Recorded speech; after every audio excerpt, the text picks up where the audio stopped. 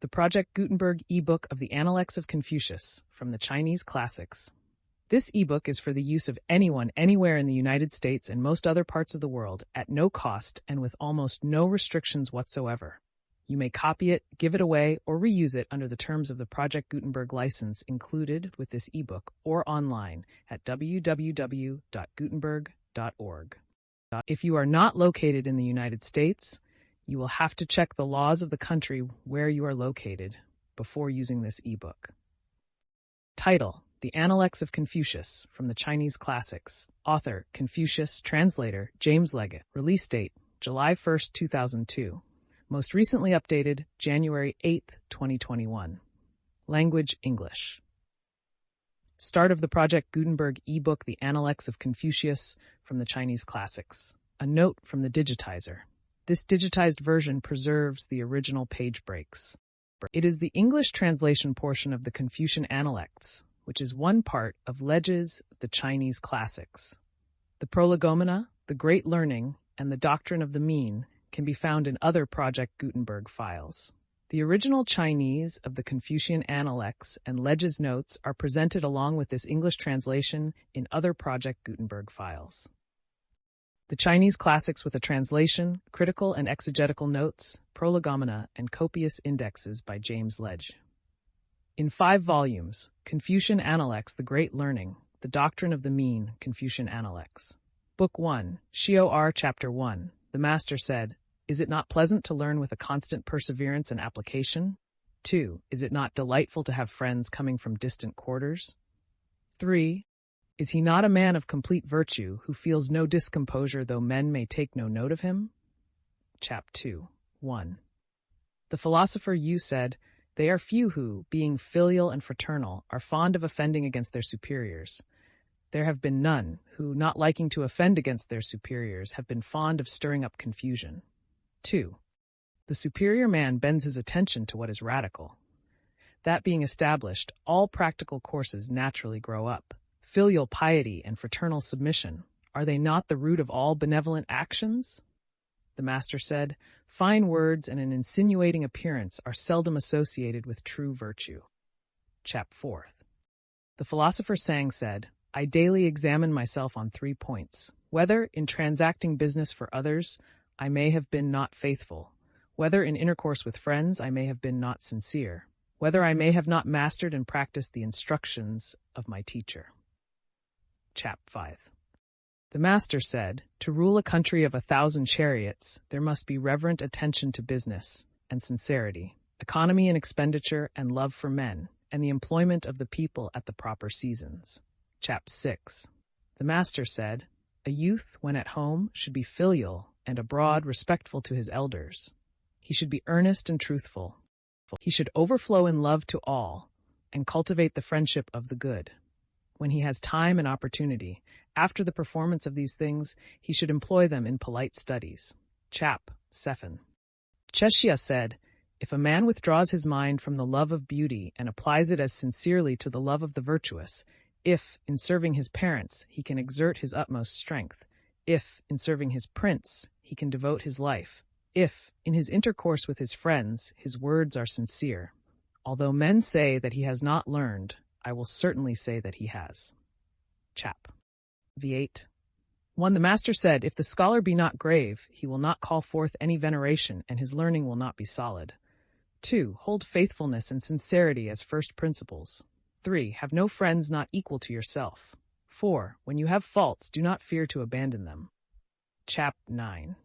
The philosopher Sang said, "Let there be a careful attention to perform the funeral rites to parents, and let them be followed when long gone with the ceremonies of sacrifice. Then the virtue of the people will resume its proper excellence." X1. Sichin asked Sakung, saying, "When our master comes to any country, he does not fail to learn all about its government. Does he ask his information, or is it given to him?" 2.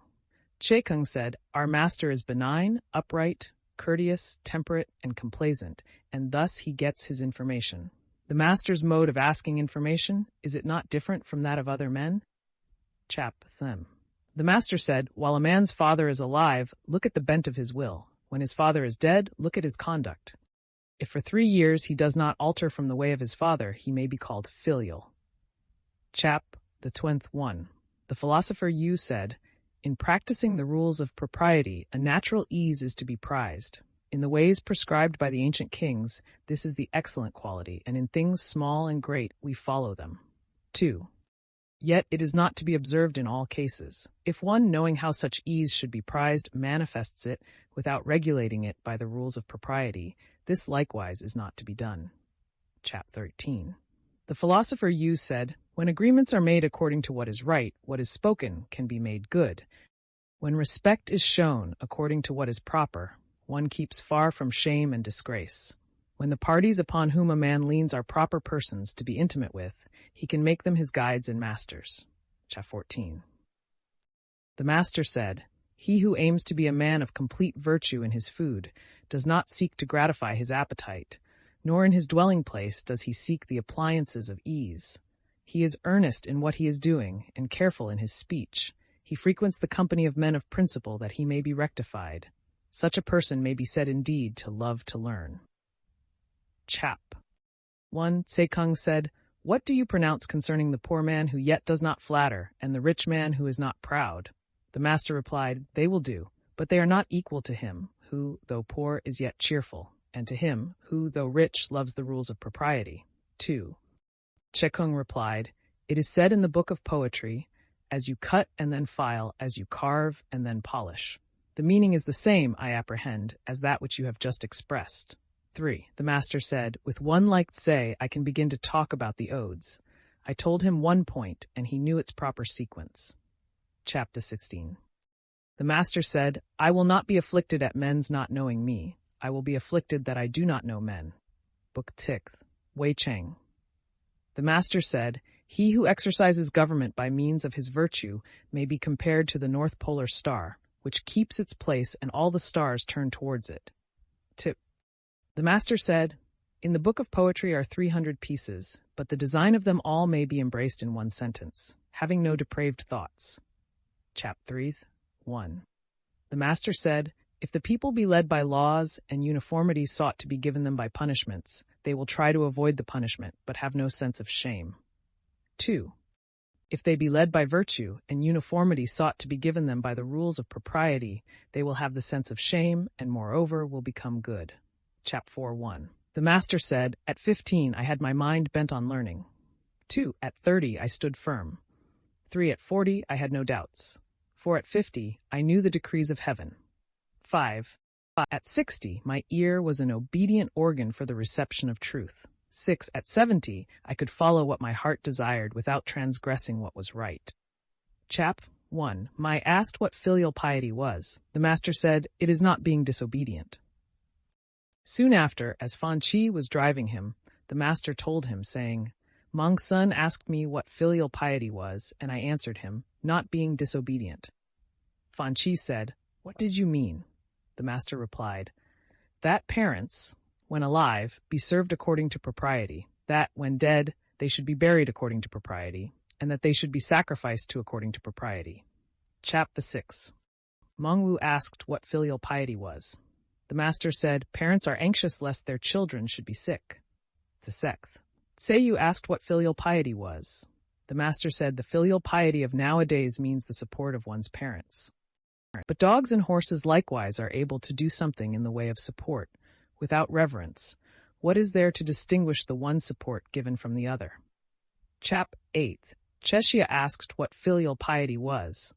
The master said, "The difficulty is with the countenance.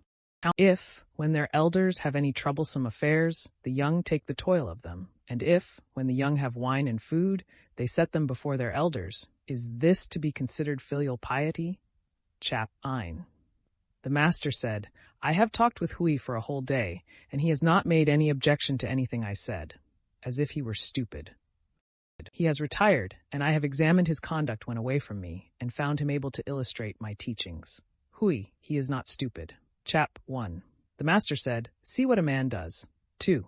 Mark his motives. 3. Examine in what things he rests. 4. How can a man conceal his character? 5. How can a man conceal his character?" Chap. The master said, If a man keeps cherishing his old knowledge so as continually to be acquiring new, he may be a teacher of others. Chap 12. The master said, the accomplished scholar is not a utensil. Kung asked what constituted the superior man. The master said he acts before he speaks and afterwards speaks according to his actions. Chathword. The master said, the superior man is Catholic and no partisan. The mean man is partisan and not Catholic. The master said, learning without thought is labor lost. Thought without learning is perilous. Chapter 6. The master said, the study of strange doctrines is injurious indeed. Seth. The master said, shall I teach you what knowledge is? When you know a thing, to hold that you know it, and when you do not know a thing, to allow that you do not know it. This is knowledge. Chap 1. Sechang was learning with a view to official emolument. 2. The master said, hear much, and put aside the points of which you stand in doubt, while you speak cautiously at the same time of the others. Then you will afford few occasions for blame. See much, and put aside the things which seem perilous, while you are cautious at the same time in carrying the others into practice. Then you will have few occasions for repentance. When one gives few occasions for blame in his words, and few occasions for repentance in his conduct, he is in the way to get emolument. Chepi Knighting. The Duke I asked, saying, what should be done in order to secure the submission of the people? Confucius replied, advance the upright and set aside the crooked, then the people will submit. Advance the crooked and set aside the upright, then the people will not submit. Kang asked how to cause the people to reverence their ruler, to be faithful to him, and to go on to nerve themselves to virtue. The master said, let him preside over them with gravity, then they will reverence him. Let him be filial and kind to all, then they will be faithful to him. Let him advance the good and teach the incompetent, then they will eagerly seek to be virtuous. Chap. The 1. Someone addressed Confucius, saying, Sir, why are you not engaged in the government? 2. The master said, what does the Shu Qing say of filial piety? You are filial, you discharge your brotherly duties. These qualities are displayed in government. This then also constitutes the exercise of government. Why must there be that, making one be in the government? Chap. Then tween. The master said, I do not know how a man without truthfulness is to get on. How can a large carriage be made to go without the crossbar for yoking the oxen to, or a small carriage without the arrangement for yoking the horses? Chap. Sechang asked whether the affairs of 10 ages after could be known. 2. Confucius said, the Yin dynasty followed the regulations of the Xia, wherein it took from or added to them may be known. The Chao dynasty has followed the regulations of Yin, wherein it took from or added to them may be known. Some other may follow the Chao, but though it should be at the distance of 100 ages, its affairs may be known. 14.1. The master said, for a man to sacrifice to a spirit which does not belong to him is flattery. 2. To see what is right and not to do it is want of courage. Book 3rd, Chap. Us. Confucius said of the head of the Qi family, who had 8 rows of pantomimes in his area, if he can bear to do this, what may he not bear to do? Chap. Tekken. The 3 families used the Young Ode while the vessels were being removed at the conclusion of the sacrifice. The master said, assisting are the princes, the Son of Heaven looks profound and grave. What application can these words have in the hall of the 3 families? Chap. 3. The master said, if a man be without the virtues proper to humanity, what has he to do with the rights of propriety? If a man be without the virtues proper to humanity, what has he to do with music? Chap. 4.1. Lin Fang asked what was the first thing to be attended to in ceremonies. 2. The master said, a great question indeed. 3. In festive ceremonies, it is better to be sparing than extravagant. In the ceremonies of mourning, it is better that there be deep sorrow than a minute attention to observances. Chap. 5. The master said, the rude tribes of the east and north have their princes and are not like the states of our great land which are without them. Chap. 6. The chief of the Qi family was about to sacrifice to the Tai mountain. The master said to Zan Yu, can you not save him from this? He answered, I cannot. Confucius said, alas, will you say that the Tai mountain is not so discerning as Lin Fang? Seth. The master said, "The student of virtue has no contentions. If it be said he cannot avoid them, shall this be in archery?" But he bows complacently to his competitors. Thus he ascends the hall, descends, and exacts the forfeit of drinking. In his contention, he is still the Chunsei. Chap 8:1.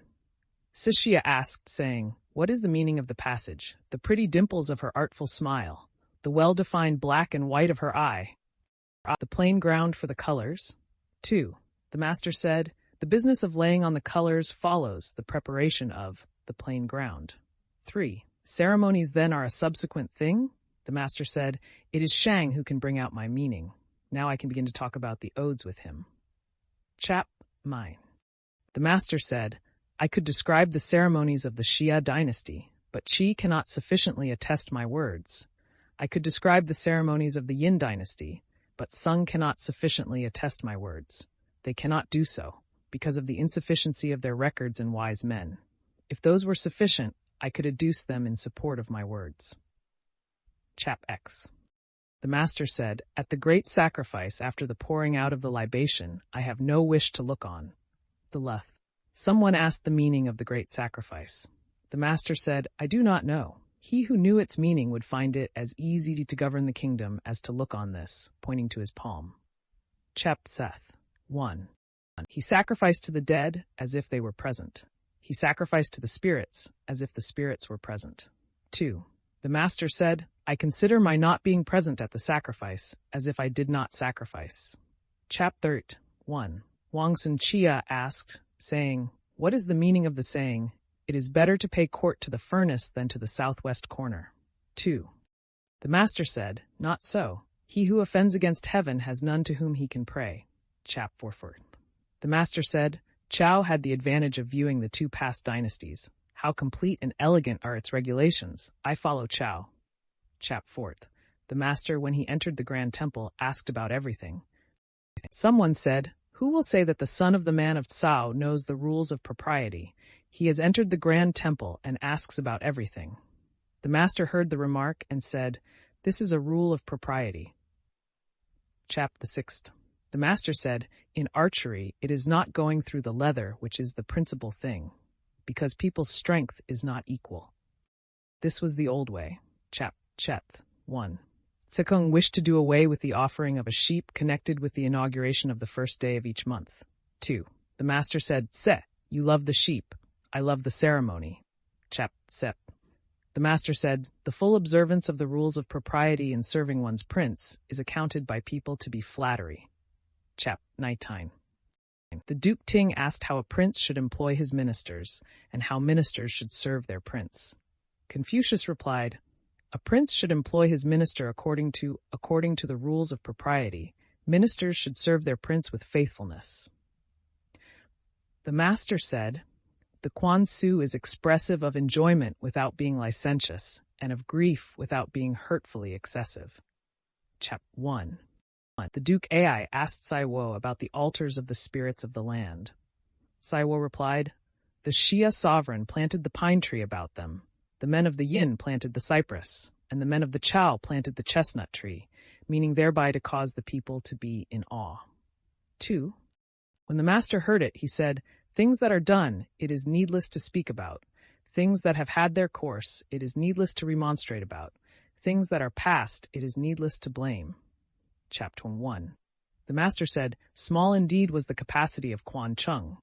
2. Someone said, "Was Quan Chung parsimonious?" Quan, was the reply, had the San Kuei, and his officers performed no double duties. How can he be considered parsimonious? 3. Then, did Quan Chung know the rules of propriety?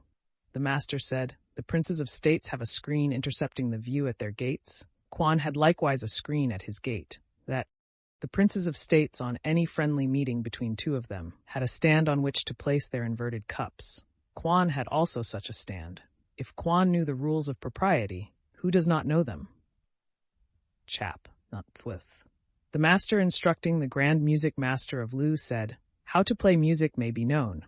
At the commencement of the piece, all the parts should sound together.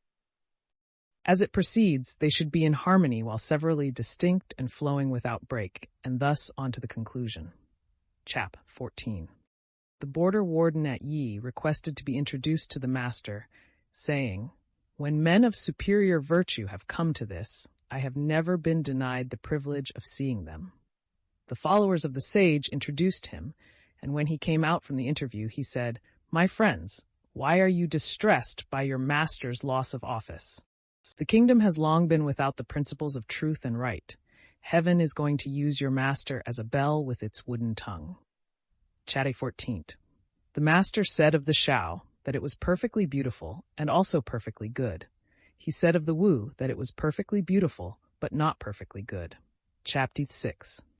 The master said, "High station filled without indulgent generosity, ceremonies performed without reverence, mourning conducted without sorrow, wherewith should I contemplate such ways?" Book 4th. Li Jin, Chap 1s.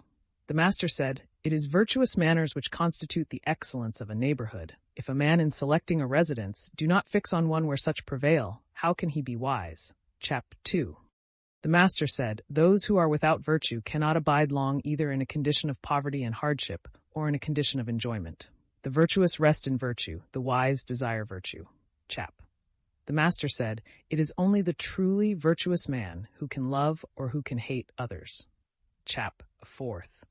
The master said, "If the will be set on virtue, there will be no practice of wickedness." Chap 1. The master said, "Riches and honors are what men desire. If it cannot be obtained in the proper way, they should not be held. Poverty and meanness are what men dislike. If it cannot be avoided in the proper way, they should not be avoided." 2.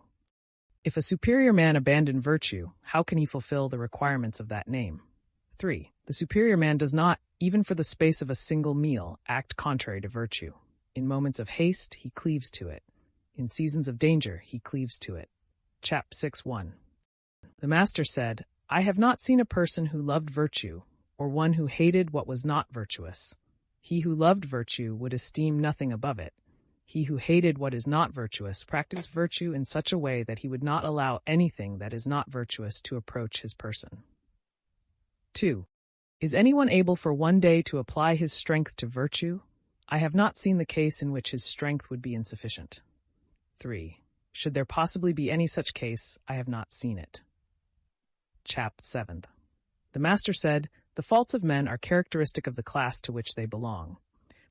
By observing a man's faults, it may be known that he is virtuous." Chap 8.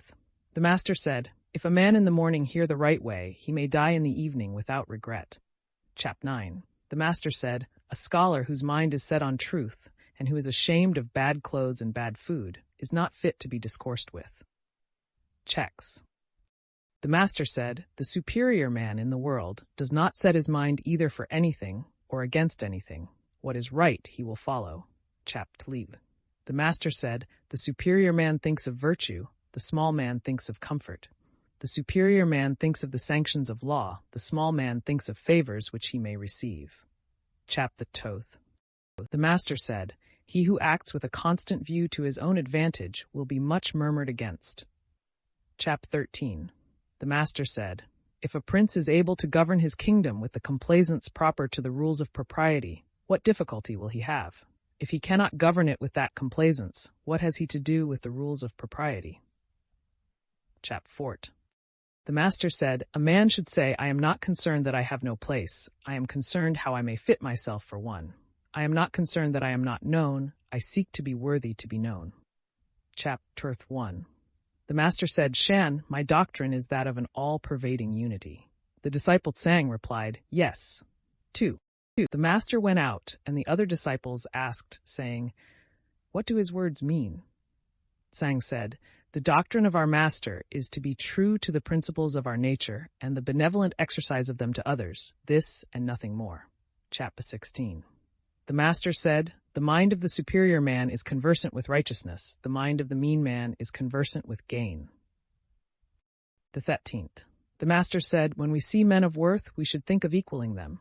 When we see men of a contrary character, we should turn inwards and examine ourselves." Chapter 8. The master said, "In serving his parents, a son may remonstrate with them, but gently. When he sees that they do not incline to follow his advice, he shows an increased degree of reverence, but does not abandon his purpose. and should they punish him, he does not allow himself to murmur.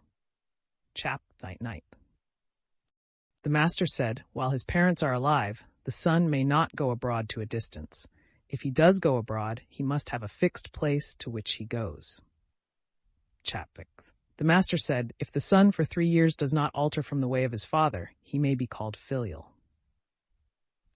The master said, the years of parents may by no means not be kept in the memory, as an occasion at once for joy and for fear. Chap. 12. The master said, the reason why the ancients did not readily give utterance to their words was that they feared lest their actions should not come up to them.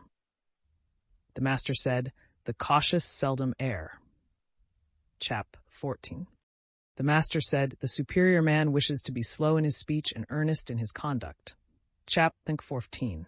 The master said, virtue is not left to stand alone. He who practices it will have neighbors. Chap. 6. Cheyu said, in serving a prince, frequent remonstrances lead to disgrace. Between friends, frequent reproofs make the friendship distant. Book Vim, Kung Ye Chang, Chap. 1. The master said of Kung Ye Chang that he might be wived. Although he was put in bonds, he had not been guilty of any crime. Accordingly, he gave him his own daughter to wife. 2. Of Nan Yung, he said that if the country were well governed, he would not be out of office, and if it were ill-governed, he would escape punishment and disgrace. He gave him the daughter of his own elder brother to wife. 2. The master said of Tzechian, of superior virtue indeed is such a man. If there were not virtuous men in Lu, how could this man have acquired this character? Chap. 3. Tsekung asked, what do you say of Mitse? The master said, you are a utensil. What utensil? A gemmed sacrificial utensil. Chap. 4. 1.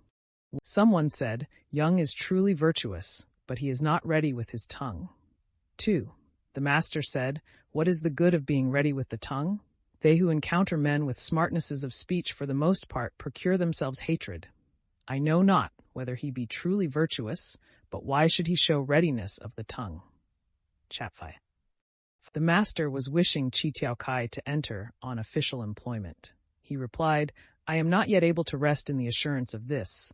The master was pleased. Chap. 6. The master said, my doctrines make no way. I will get upon a raft and float about on the sea. He that will accompany me will be you, I dare say. Selu hearing this was glad, upon which the master said, you is fonder of daring than I am. He does not exercise his judgment upon matters. Chap. 7. 1. Mangu asked about Selu, whether he was perfectly virtuous. The master said, I do not know. 2. He asked again, when the master replied, in a kingdom of 1,000 chariots, you might be employed to manage the military levies, but I do not know whether he be perfectly virtuous. 3. And what do you say of Chiu? The master replied, in a city of 1,000 families or a clan of 100 chariots, Chiu might be employed as governor, but I do not know whether he is perfectly virtuous. 4. What do you say of Chi? The master replied, with his sash girt and standing in a court, Chi might be employed to converse with the visitors and guests, but I do not know whether he is perfectly virtuous. Chap. 7. 1. The master said to Tsekung, which do you consider superior, yourself or Hui? 2. Tsekung replied, how dare I compare myself with Hui? Hui hears one point and knows all about a subject. I hear one point and know a second. 3. The master said, you are not equal to him. I grant you, you are not equal to him.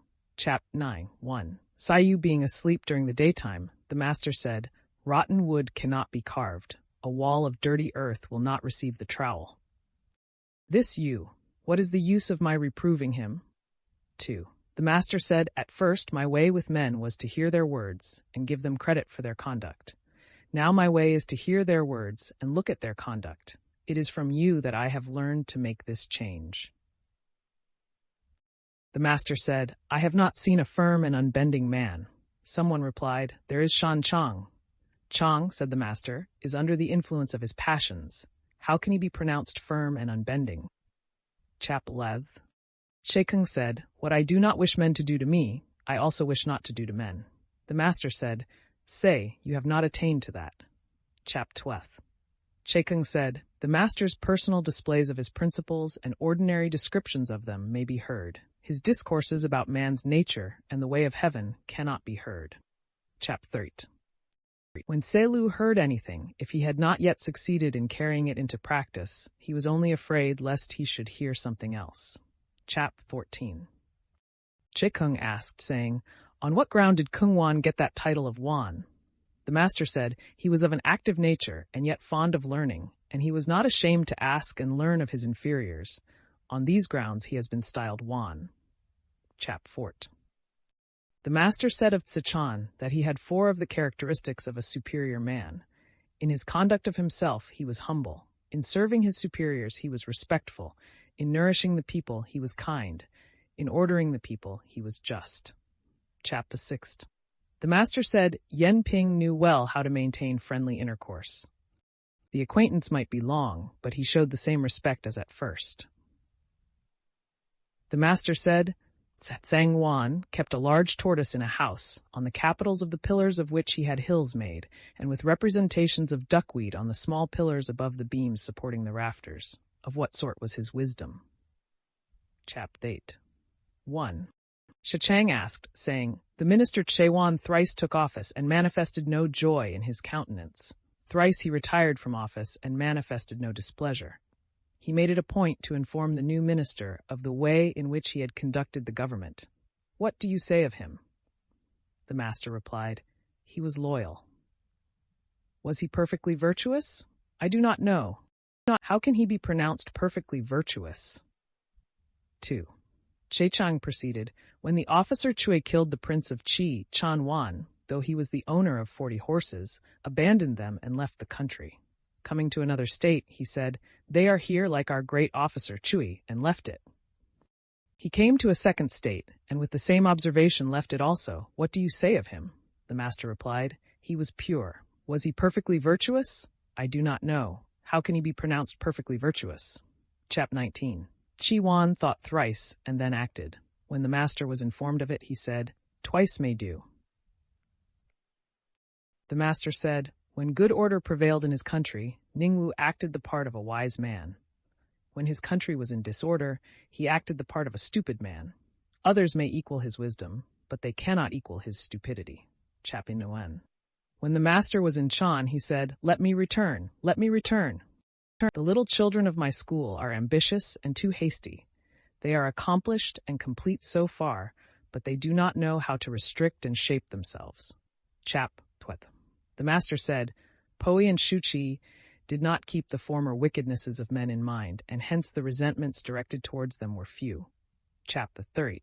The master said, "Who says of Wei Shangkao that he is upright?" One begged some vinegar of him, and he begged it of a neighbor and gave it to the man. Chap 14. The master said, "Fine words, an insinuating appearance, and excessive respect. So Chu-Ming was ashamed of them. I also am ashamed of them. To conceal resentment against a person and appear friendly with him. So Chu-Ming was ashamed of such conduct. I also am ashamed of it." Chap for Ford. 1. Yen Yuan and Qi Lu being by his side, the master said to them, "Come, let each of you tell his wishes."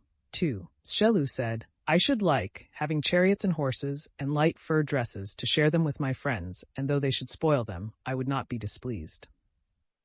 3. Yen Yuan said, "I should like not to boast of my excellence, nor to make a display of my meritorious deeds." 4. Silu then said, "I should like, sir, to hear your wishes." The master said, "They are, in regard to the aged, to give them rest, in regard to friends, to show them sincerity, in regard to the young, to treat them tenderly." Chap 6. The master said, "It is all over. I have not yet seen one who could perceive his faults and inwardly accuse himself." Chap Sweth. The master said, "In a hamlet of 10 families there may be found one honorable and sincere as I am, but not so fond of learning." Book Sis. Chap 1. The master said, "There is Young. He might occupy the place of a prince." 2. Chung Kung asked about Sesang Potse. The master said, "He may pass. He does not mind small matters." 3. Chung Kung said, "If a man cherish in himself a reverential feeling of the necessity of attention to business, though he may be easy in small matters in his government of the people, that may be allowed. But if he cherish in himself that easy feeling and also carry it out in his practice, is not such an easy mode of procedure excessive?" The master said, "Young's words are right." Chap 2. The Duke Ai asked which of the disciples loved to learn. Confucius replied to him, "There was Yen Hui. He loved to learn. He did not transfer his anger. He did not repeat a fault. Unfortunately, his appointed time was short and he died, and now there is not such another. I have not yet heard of anyone who loves to learn as he did." Chap 3.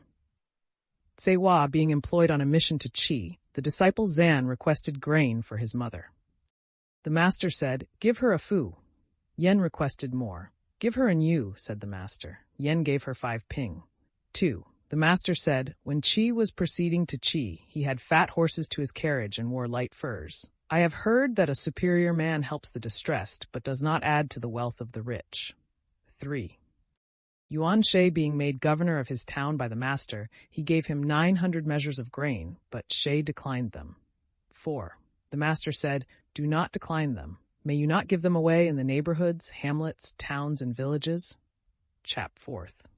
The master, speaking of Chung Kung, said, "If the calf of a brindled cow be red and horned, although men may not wish to use it, would the spirits of the mountains and rivers put it aside?" Chap. The master said, such was Hui that for 3 months there would be nothing in his mind contrary to perfect virtue. The others may attain to this on some days or in some months, but nothing more. Chap 6. Chi Kong asked about Chung Yu, whether he was fit to be employed as an officer of government. The master said, "Yu is a man of decision. What difficulty would he find in being an officer of government?" Kang asked, "Is fit to be employed as an officer of government?" and was answered, "Z is a man of intelligence. What difficulty would he find in being an officer of government?" And to the same question about Chiu, the master gave the same reply, saying, "Chiu is a man of various ability." The 6th, the chief of the Qi family sent to ask Min Sechian to be governor of Pi.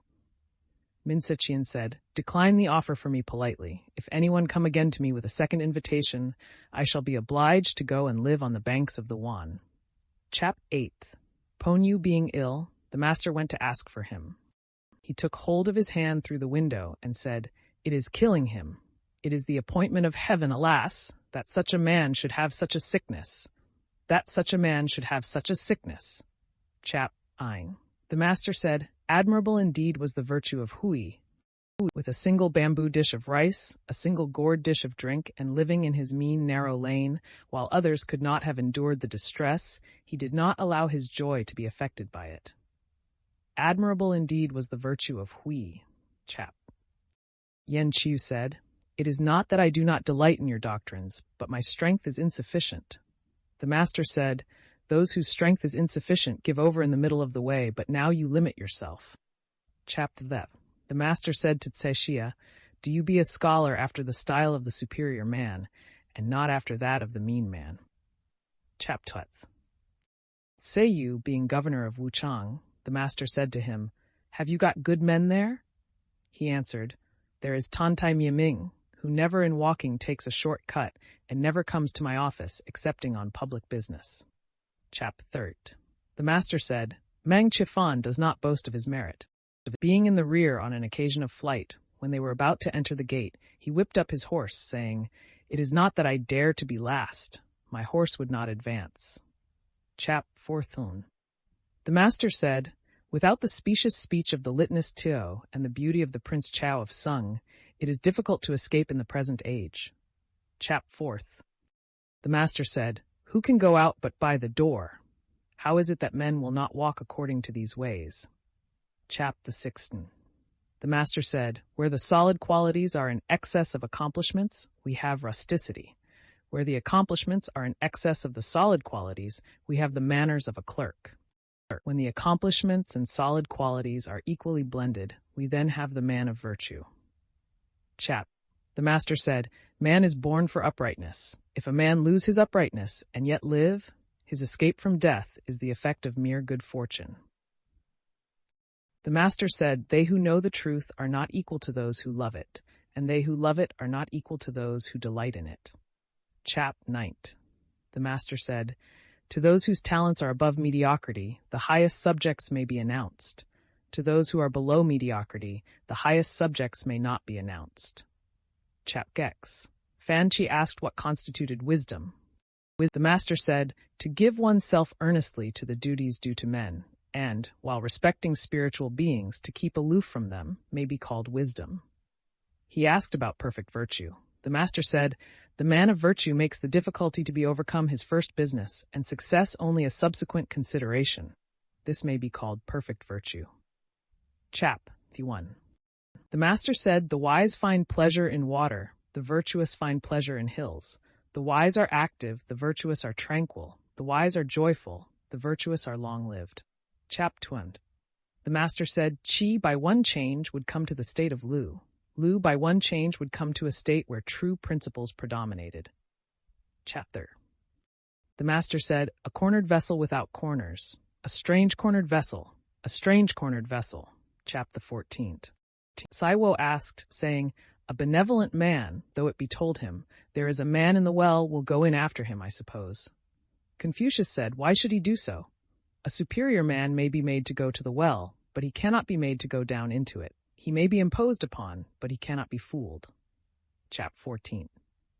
The master said, the superior man, extensively studying all learning and keeping himself under the restraint of the rules of propriety, may thus likewise not overstep what is right. Chap deceased. The master having visited Nanse, Selu was displeased, on which the master swore, saying, wherein I have done improperly, may heaven reject me, may heaven reject me. Chap Sweth. The master said, perfect is the virtue which is according to the constant mean. Rare for a long time has been its practice among the people. Chap 19. 1. Chikung said, suppose the case of a man extensively conferring benefits on the people, and able to assist all. What would you say of him? Might he be called perfectly virtuous? The master said, why speak only of virtue in connection with him? Must he not have the qualities of a sage? Even Yao and Shun were still solicitous about this. 2. Now the man of perfect virtue, wishing to be established himself, seeks also to establish others. Wishing to be enlarged himself, he seeks also to enlarge others. 3. To be able to judge of others by what is nigh in ourselves. This may be called the art of virtue. Book 7th. Shuar Chap on. The master said, a transmitter and not a maker. Believing in and loving the ancients, I venture to compare myself with our old Pang. Chap 2. The master said, the silent treasuring up of knowledge, learning without satiety, and instructing others without being wearied. Which one of these things belongs to me? Chap 3.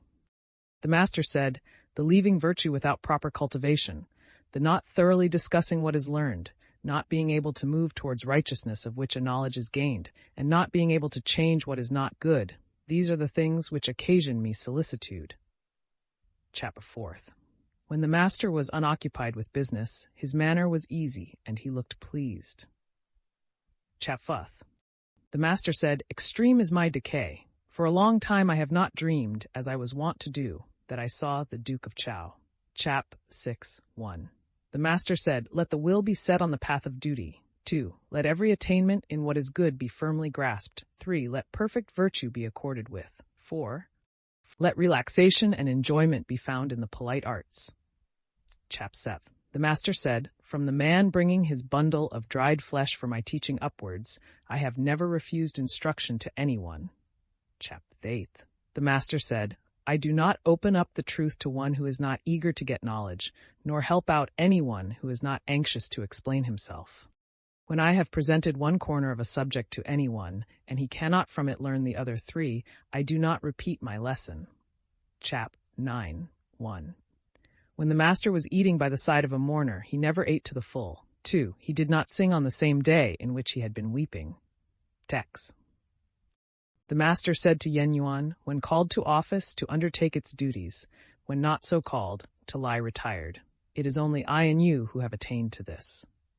Chilu said, if you had the conduct of the armies of a great state, whom would you have to act with you? 3. The master said, I would not have him to act with me, who will unarmed attack a tiger, or cross a river without a boat, dying without any regret.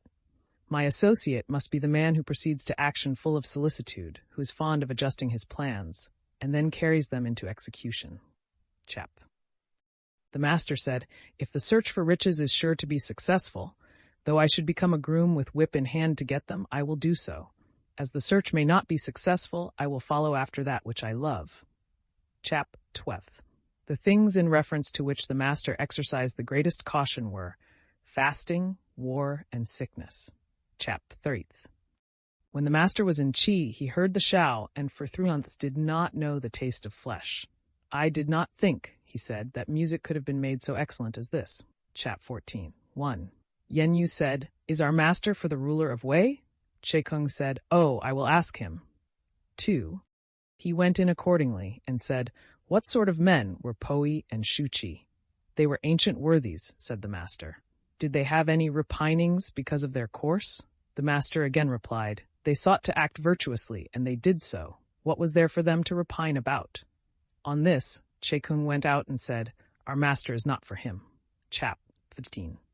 The master said, With coarse rice to eat, with water to drink, and my bended arm for a pillow, I have still joy in the midst of these things. Riches and honors acquired by unrighteousness are to me as a floating cloud. Chap 16. The master said, If some years were added to my life, I would give 50 to the study of the Yi, and then I might come to be without great faults. Chap 13. The master's frequent themes of discourse were the odes, the history, and the maintenance of the rules of propriety. On all these he frequently discoursed. Chap 8. 1. The Duke of She asked Tselu about Confucius, and Chelu did not answer him. 2. The master said, Why did you not say to him, He is simply a man who in his eager pursuit of knowledge forgets his food, who in the joy of its attainment forgets his sorrows, and who does not perceive that old age is coming on. Chap 19. The master said, I am not one who was born in the possession of knowledge. I am one who is fond of antiquity and earnest in seeking it there. Chap. Thanks. The subjects on which the master did not talk were extraordinary things, feats of strength, disorder, and spiritual beings. Chapel thumbnail. The master said, When I walk along with 2 others, they may serve me as my teachers. I will select their good qualities and follow them, their bad qualities and avoid them. Chap 12.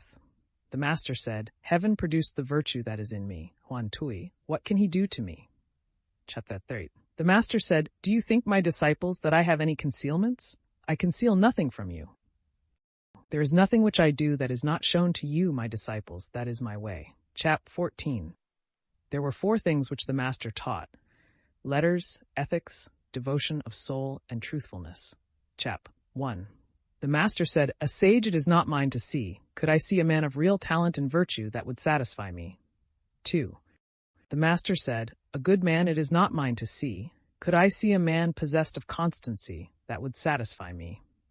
3. Having not, and yet affecting to have, empty, and yet affecting to be full, straitened, and yet affecting to be at ease, it is difficult with such characteristics to have constancy. Chap 6. The master angled, but did not use a net. He shot, but not at birds perching. Chap 11. The master said, There may be those who act without knowing why. I do not do so. Hearing much and selecting what is good and following it, seeing much and keeping it in memory, this is the second style of knowledge. Check. 1. It was difficult to talk, profitably and reputably, with the people of Huxiang, and a lad of that place having had an interview with the master, the disciples doubted. 2. The master said, I admit people's approach to me without committing myself as to what they may do when they have retired. Why must one be so severe? If a man purify himself to wait upon me, I receive him so purified, without guaranteeing his past conduct. Chap 9. The master said, Is virtue a thing remote? I wish to be virtuous, and lo, virtue is at hand. Chap X. 1. The minister of crime of Chan asked whether the Duke Chao knew propriety, and Confucius said he knew propriety. 2. Confucius having retired, the minister bowed to Wuma Chi to come forward, and said, I have heard that the superior man is not a partisan. May the superior man be a partisan also?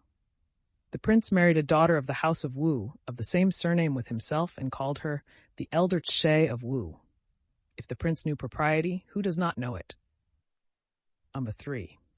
Wuma Chi reported these remarks, and the master said, I am fortunate. If I have any errors, people are sure to know them. Chap 10. When the master was in company with a person who was singing, if he sang well, he would make him repeat the song while he accompanied it with his own voice. Chapter 12. The master said, "In letters I am perhaps equal to other men, but the character of the superior man, carrying out in his conduct what he professes, is what I have not yet attained to." Chapter 3. The master said, "The sage and the man of perfect virtue, how dare I rank myself with them? It may simply be said of me that I strive to become such without satiety, and teach others without weariness."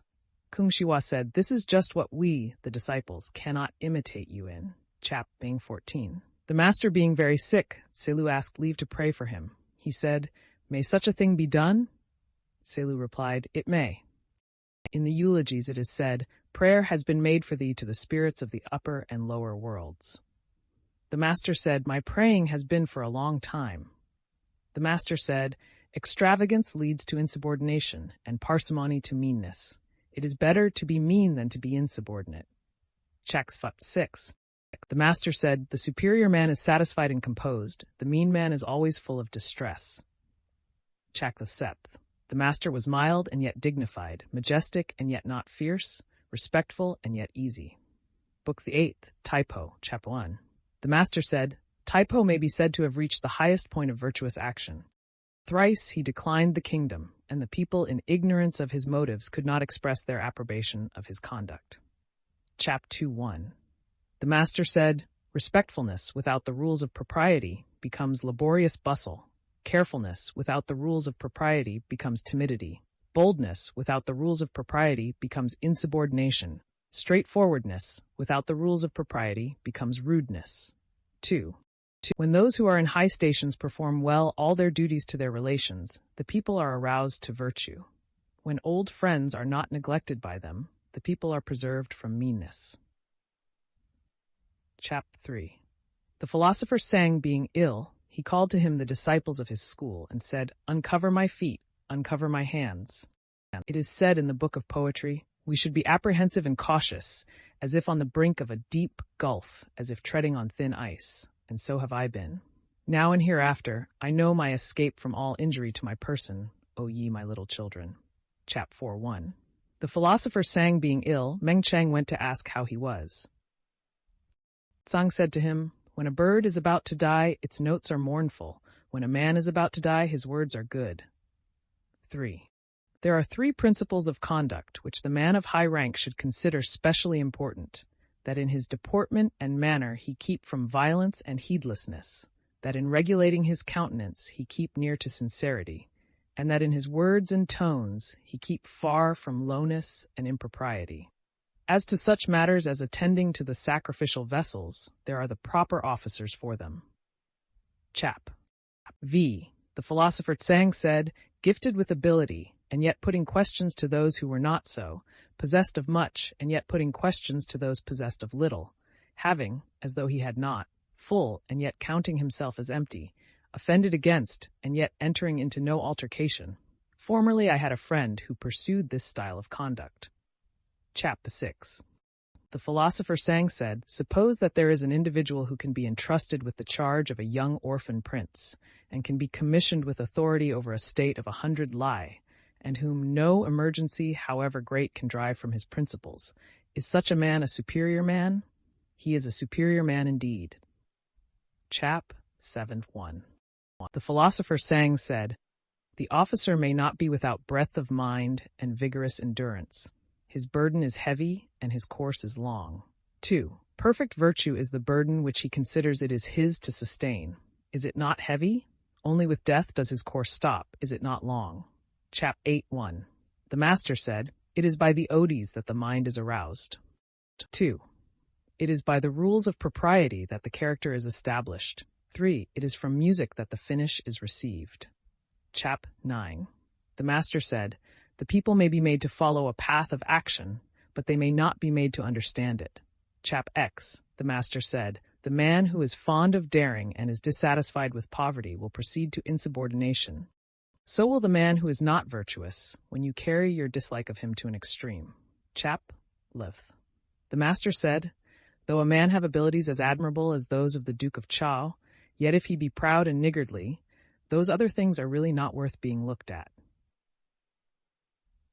The master said, It is not easy to find a man who has learned for 3 years without coming to be good. Chap 31. The master said, with sincere faith he unites the love of learning. Holding firm to death, he is perfecting the excellence of his course. 2. Such an one will not enter a tottering state, nor dwell in a disorganized one. When right principles of government prevail in the kingdom, he will show himself. When they are prostrated, he will keep concealed. 3. When a country is well governed, poverty and a mean condition are things to be ashamed of. When a country is ill governed, riches and honor are things to be ashamed of. Chapter 4. The master said, he who is not in any particular office has nothing to do with plans for the administration of its duties. Chap 5. The master said, when the music master Chif first entered on his office, the finish of the Kwansu was magnificent, how it filled the ears. At Sikis. The master said, ardent and yet not upright, stupid and yet not attentive, simple and yet not sincere, such persons I do not understand. Chap 5. The master said, learn as if you could not reach your object and were always fearing also lest you should lose it. Chap 8. The master said, how majestic was the manner in which Shun and Yu held possession of the empire, as if it were nothing to them. 1. The master said, great indeed was Yao as a sovereign, how majestic was he! It is only heaven that is grand, and only Yao corresponded to it. How vast was his virtue! The people could find no name for it. 2. How majestic was he in the works which he accomplished, how glorious in the elegant regulations which he instituted. Chap. Mength 1. Shun had 5 ministers, and the empire was well governed. 2. King Wu said, I have 10 able ministers. 3. Confucius said, is not the saying that talents are difficult to find true, or only when the dynasties of Tang and Yu met were they more abundant than in this of Chao, yet there was a woman among them. The able ministers were no more than 9 men. King Wan possessed 2 of the 3 parts of the empire, and with those he served the dynasty of Yin. The virtue of the house of Chao may be said to have reached the highest point indeed. Chapter 1. The master said, I can find no flaw in the character of Yu. He used himself coarse food and drink, but displayed the utmost filial piety towards the spirits. His ordinary garments were poor, but he displayed the utmost elegance in his sacrificial cap and apron. He lived in a low, mean house, but expended all his strength on the ditches and water channels. I can find nothing like a flaw in Yu. Book 9, Seihan, Chap 1. The subjects of which the master seldom spoke were profitableness and also the appointments of heaven and perfect virtue. Chap 2, 1. A man of the village of Taxiang said, great indeed is the philosopher Kung. His learning is extensive, and yet he does not render his name famous by any particular thing. 2. The master heard the observation and said to his disciples, what shall I practice? Shall I practice charioteering, or shall I practice archery? I will practice charioteering. Chap 3. 1. The master said, the linen cap is that prescribed by the rules of ceremony, but now a silk one is worn. It is economical, and I follow the common practice. 2. The rules of ceremony prescribe the bowing below the hall, but now the practice is to bow only after ascending it. That is arrogant. I continue to bow below the hall, though I oppose the common practice. Chap 4. There were 4 things from which the master was entirely free. He had no foregone conclusions, no arbitrary predeterminations, no obstinacy, and no egoism. Chap 1. The master was put in fear in Guang. 2. He said, after the death of King Wan, was not the cause of truth lodged here in me? 3. If heaven had wished to let this cause of truth perish, then I, a future mortal, should not have got such a relation to that cause. While heaven does not let the cause of truth perish, what can the people of Kuang do to me? 6. 1. A high officer asked Shekung, saying, may we not say that your master is a sage? How various is his ability? 2. Sekung said, certainly heaven has endowed him unlimitedly. He is about a sage, and moreover, his ability is various. 3. The master heard of the conversation and said, does the high officer know me? When I was young, my condition was low, and therefore I acquired my ability in many things, but they were mean matters. Must the superior man have such variety of ability? He does not need variety of ability. 4. Lao said, the master said, having no official employment, I acquired many arts. Chap the 7th. The master said, "Am I indeed possessed of knowledge? I am not knowing. But if a mean person who appears quite empty-like ask anything of me, I set it forth from one end to the other and exhaust it." Chapter 8th. The master said, "The fang bird does not come. The river sends forth no map. It is all over with me." Cheng. When the master saw a person in a mourning dress, or anyone with the cap and upper and lower garments of full dress, or a blind person, on observing them approaching, though they were younger than himself, he would rise up, and if he had to pass by them, he would do so hastily. Chap X1. Yen Yuan, in admiration of the master's doctrines, sighed and said, "I looked up to them, and they seemed to become more high. I tried to penetrate them, and they seemed to become more firm. I looked at them before me, and suddenly they seemed to be behind." 2. The master, by orderly method, skillfully leads men on. He enlarged my mind with learning, and taught me the restraints of propriety. 3. When I wish to give over the study of his doctrines, I cannot do so, and having exerted all my ability, there seems something to stand right up before me, but though I wish to follow and lay hold of it, I really find no way to do so. Chap. U1. The master being very ill, Selu wished the disciples to act as ministers to him. During a remission of his illness, he said, "Long has the conduct of you been deceitful. By pretending to have ministers when I have them not, whom should I impose upon? Should I impose upon heaven?" 3. Moreover, than that I should die in the hands of ministers, is it not better that I should die in the hands of you, my disciples? And though I may not get a great burial, shall I die upon the road? Chap. 12th. Shekung said, "There is a beautiful gem here. Should I lay it up in a case and keep it? Or should I seek for a good price and sell it?" The master said, sell it, but I would wait for one to offer the price." Chap 1. The master was wishing to go and live among the 9 wild tribes of the East. 2. Someone said, "They are rude. How can you do such a thing?" The master said, "If a superior man dwelt among them, what rudeness would there be?" The master said, "I returned from Wei to Lu, and then the music was reformed, and the pieces in the royal songs and praise songs all found their proper places." Shepfort. The master said, "Abroad, to serve the high ministers and nobles, at home, to serve one's father and elder brothers, in all duties to the dead, not to dare not to exert one's self, and not to be overcome of wine. Which one of these things do I attain to?" Chap 16. The master, standing by a stream, said, "It passes on just like this, not ceasing day or night." The master said, "I have not seen one who loves virtue as he loves beauty." Chap 8. The master said, "The prosecution of learning may be compared to what may happen in raising a mound. If there want but one basket of earth to complete the work, and I stop, the stopping is my own work. It may be compared to throwing down the earth on the level ground. Though but one basketful is thrown at a time, the advancing with it is my own going forward." The master said, never flagging when I set forth anything to him, "Ah, that is Hui." Chap thinkth. The master said of Yen Yuan, "Alas, I saw his constant advance, I never saw him stop in his progress." Chap Lim. The master said, "There are cases in which the blade springs, but the plant does not go on to flower. There are cases where it flowers, but no fruit is subsequently produced." Chap 12. The master said, "A youth is to be regarded with respect. How do we know that his future will not be equal to our present? If he reach the age of 40 or 50, and has not made himself heard of, then indeed he will not be worth being regarded with respect." The master said, "Can men refuse to assent to the words of strict admonition? But it is reforming the conduct because of them which is valuable. Can men refuse to be pleased with words of gentle advice?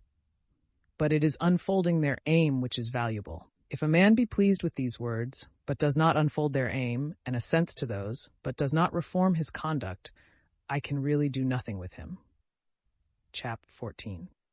The master said, "Hold faithfulness and sincerity as first principles. Have no friends not equal to yourself. When you have faults, do not fear to abandon them." Chap 14. The master said, "The commander of the forces of a large state may be carried off, but the will of even a common man cannot be taken from him." 1. The master said, Dr. Est himself in a tattered robe quilted with hemp, yet standing by the side of men dressed in furs and not ashamed. Ah, it is you who is equal to this. 2. He dislikes none, he covets nothing.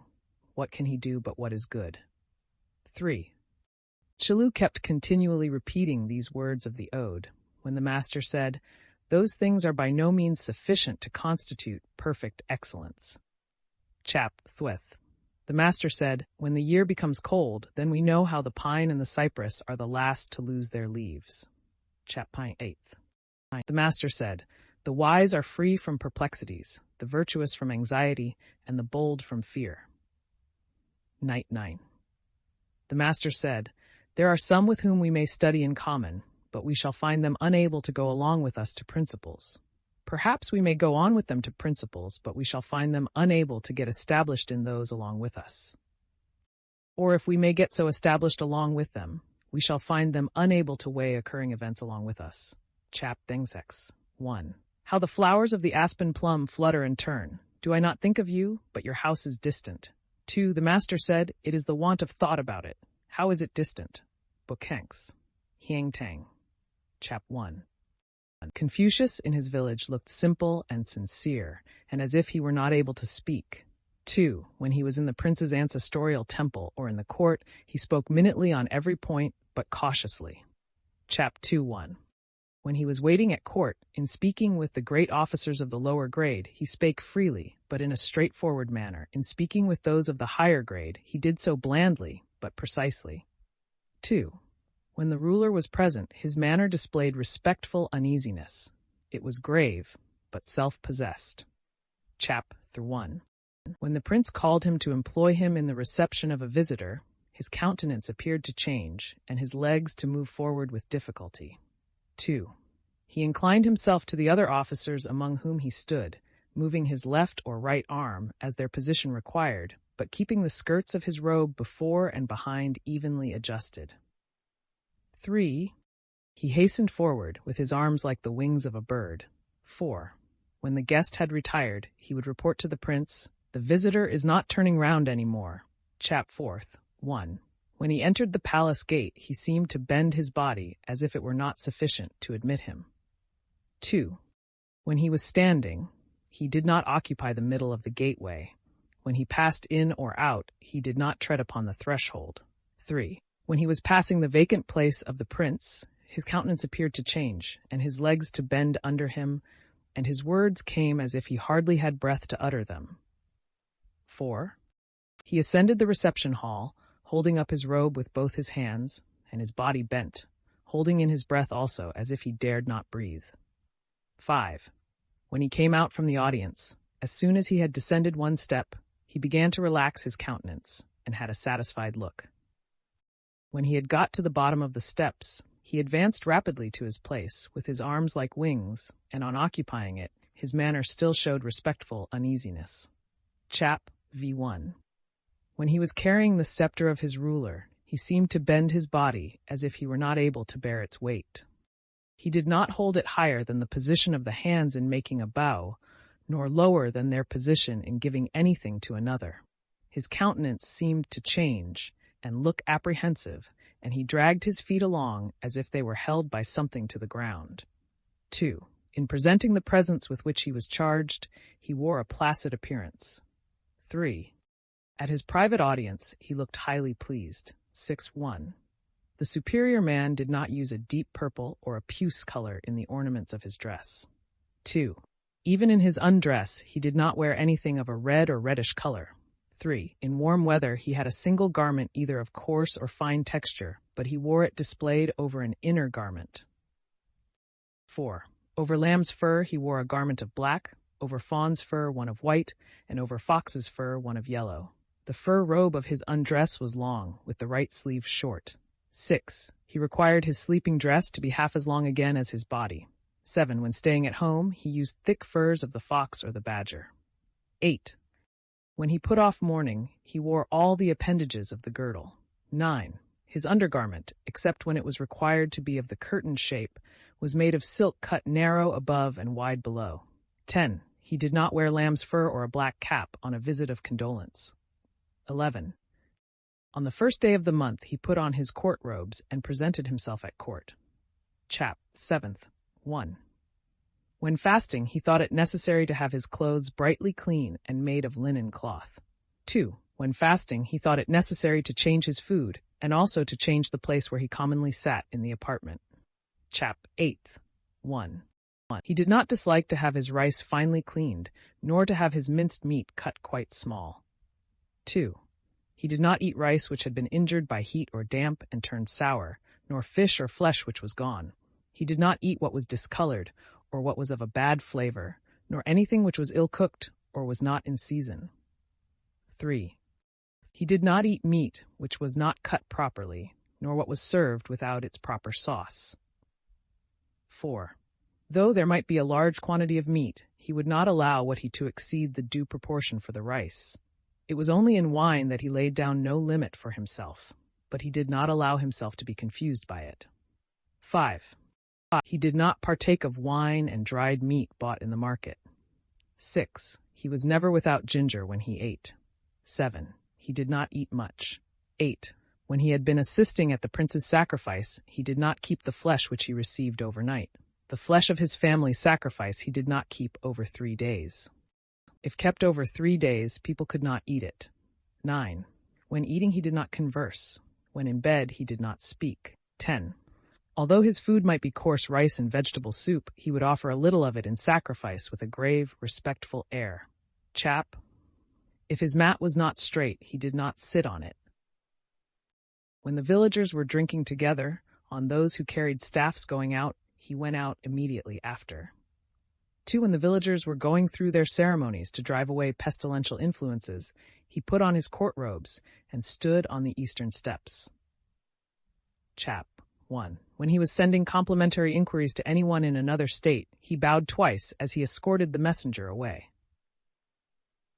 Chaikang having sent him a present of physic, he bowed and received it, saying, "I do not know it. I dare not taste it." Chap. 12.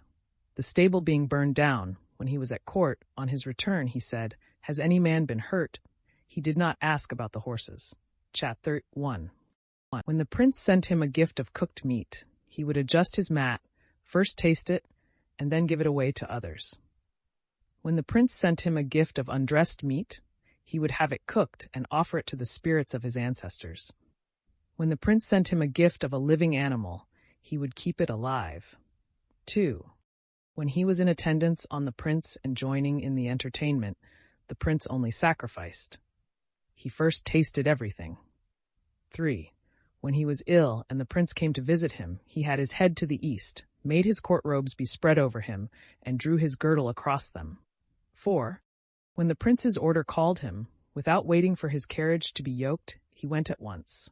Chap. 14. When he entered the ancestral temple of the state, he asked about everything.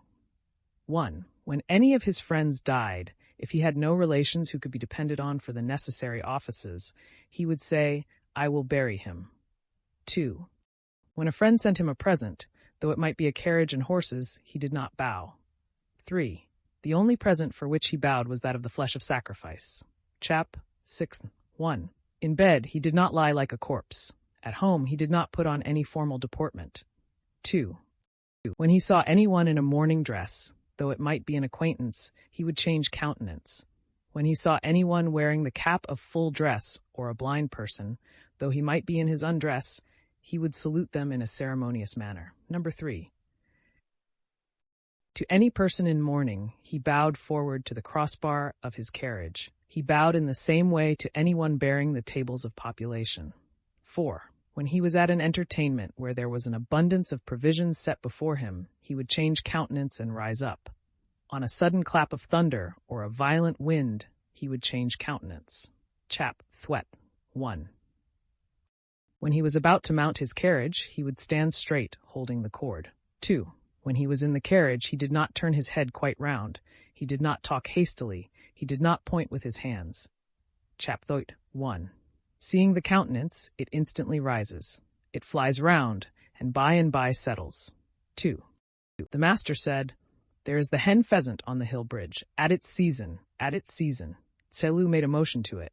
Thrice it smelt him and then rose. Book Xianxin, Chap. 1. The master said, "The men of former times, in the matters of ceremonies and music, were rustics, it is said, while the men of these latter times, in ceremonies and music, are accomplished gentlemen. 2. If I have occasion to use those things, I follow the men of former times." Chap 2. 1. The master said, "Of those who were with me in Chan and Sai, there are none to be found to enter my door." 2. Distinguished for their virtuous principles and practice, there were Yen Yuan, Min Seqian, Zan Ponyu, and Chung Kung. For their ability in speech, Tsai Wo and Se Kung. For their administrative talents, Zan Yu and Qi Lu. For their literary acquirements, Tse Yu and Xia. Chap 3. The master said, "Hui gives me no assistance. There is nothing that I say in which he does not delight." Chap 4. The master said, "Filial indeed is Min Seqian. Other people say nothing of him different from the report of his parents and brothers." Chap. Nan Yung was frequently repeating the lines about a white scepter stone. Confucius gave him the daughter of his elder brother to wife. Chap. Sis. Chai Kang asked which of the disciples loved to learn. Confucius replied to him, "There was Yen Hui. He loved to learn. Unfortunately, his appointed time was short, and he died. Now there is no one who loves to learn as he did." 1. When Yen Yuan died, Yen Lu begged the carriage of the master to sell and get an outer shell for his son's coffin. 2. The master said, "Everyone calls his son, whether he has talents or has not talents. There was Li, when he died, he had a coffin but no outer shell. I would not walk on foot to get a shell for him, because, having followed in the rear of the great officers, it was not proper that I should walk on foot." Chapter 8. When Yen Yuan died, the master said, "Alas! Heaven is destroying me. Heaven is destroying me." 1. When Yen Yuan died, the master bewailed him exceedingly, and the disciples who were with him said, "Master, your grief is excessive." 2. "Is it excessive?" said he. 3. "If I am not to mourn bitterly for this man, for whom should I mourn?" X. When Yen Yuan died, the disciples wished to give him a great funeral, and the master said, "You may not do so." 2. The disciples did bury him in great style. 3. The master said, "Hui behaved towards me as his father. I have not been able to treat him as my son. The fault is not mine. It belongs to you, O disciples." Qi Lu asked about serving the spirits of the dead. The master said, "While you are not able to serve men, how can you serve their spirits?" Qi Lu added, "I venture to ask about death."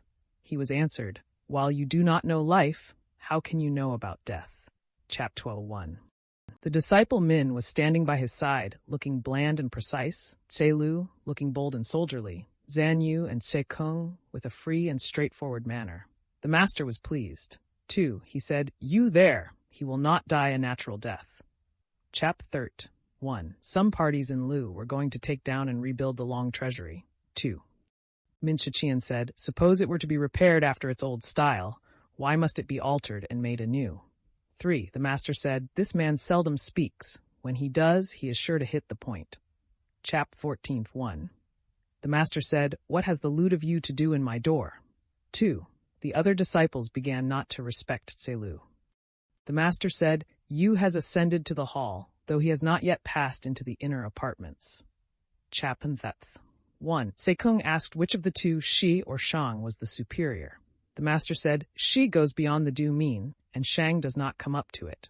2. Then, said Se Kung, "the superiority is with Shi, I suppose." 3. The master said, "To go beyond is as wrong as to fall short." Chapter 6:1. The head of the Qi family was richer than the Duke of Chao had been, and yet Qiu collected his imposts for him and increased his wealth.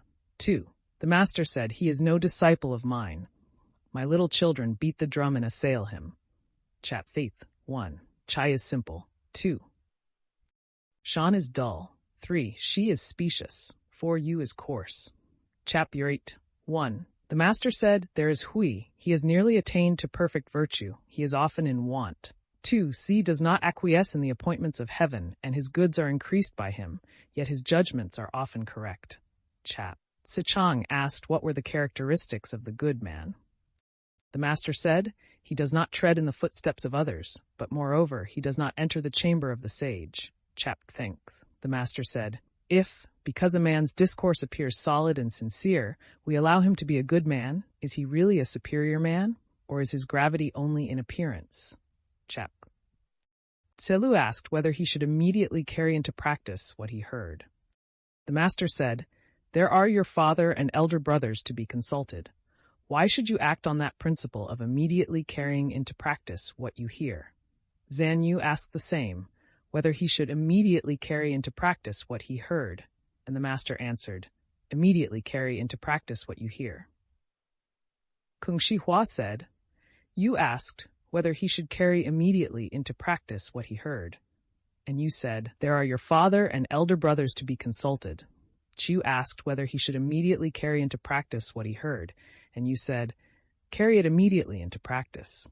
I, Chi, am perplexed and venture to ask you for an explanation." The master said, "Chu is retiring and slow, therefore I urged him forward. Yu has more than his own share of energy, therefore I kept him back."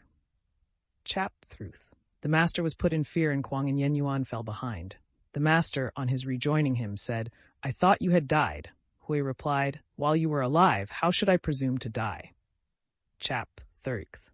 1. Chizan asked whether Cheng Yu and Zan Qiu could be called great ministers. 2. The master said, "I thought you would ask about some extraordinary individuals, and you only ask about Yu and Qiu." 3. What is called a great minister is one who serves his prince according to what is right, and when he finds he cannot do so, retires. 4. As to Yu and Qiu, they may be called ordinary ministers. 5. Chizan said, "Then they will always follow their chief, will they?" 6. The master said, in an act of parricide or regicide, they would not follow him. Chap. 14. 1. Tse-lu got Sakao appointed governor of Pi. 2. The master said, "You are injuring a man's son." 3. Tse-lu said, "There are there common people and officers. There are the altars of the spirits of the land and grain. Why must one read books before he can be considered to have learned?" 4. The master said, "It is on this account that I hate your glib-tongued people." Chap. Then 4th. 1. Tse-lu, Tsang-shi, Zan Yu, and Kung Shi Hua were sitting by the master. 2. He said to them, "Though I am a day or so older than you, do not think of that." 3. From day to day you are saying, "We are not known." If some ruler were to know you, what would you like to do? 4. Tse-lu hastily and lightly replied, "Suppose the case of a state of 10,000 chariots. Let it be straitened between other large states. Let it be suffering from invading armies, and to this let there be added a famine in corn and in all vegetables. If I were entrusted with the government of it, in 3 years' time I could make the people to be bold and to recognize the rules of righteous conduct." The master smiled at him. 5. Turning to Yen Yu, he said, "Chu, what are your wishes?" Chu replied, "Suppose a state of 60 or 70 li square, or one of 50 or 60, and let me have the government of it. In 3 years' time, I could make plenty to abound among the people. As to teaching them the principles of propriety and music, I must wait for the rise of a superior man to do that." 6. "What are your wishes, Chi?" said the master next to Kung Shi Hua. Chi replied, "I do not say that my ability extends to these things, but I should wish to learn them.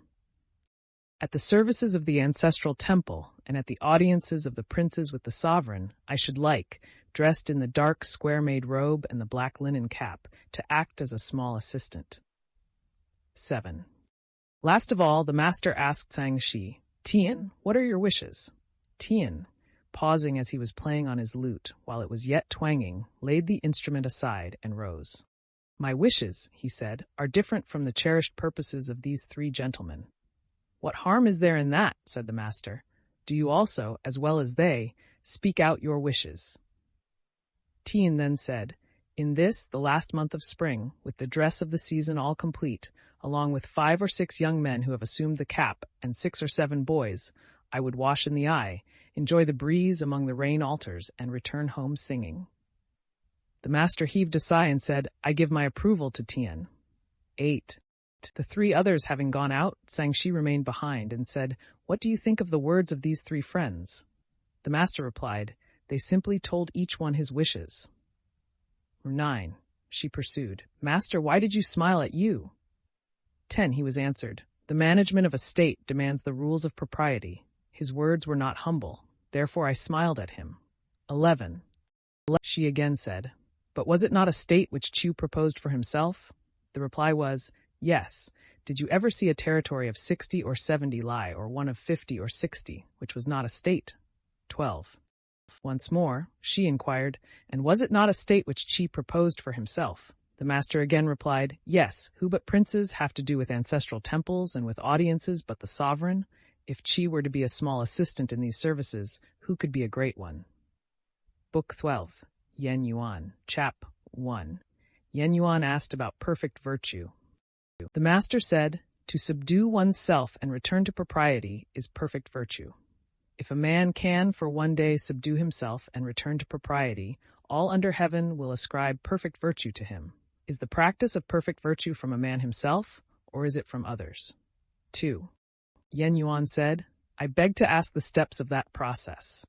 The master replied, look not at what is contrary to propriety, listen not to what is contrary to propriety, speak not what is contrary to propriety, make no movement which is contrary to propriety. Yen Yuan then said, though I am deficient in intelligence and vigor, I will make it my business to practice this lesson. Chap 2.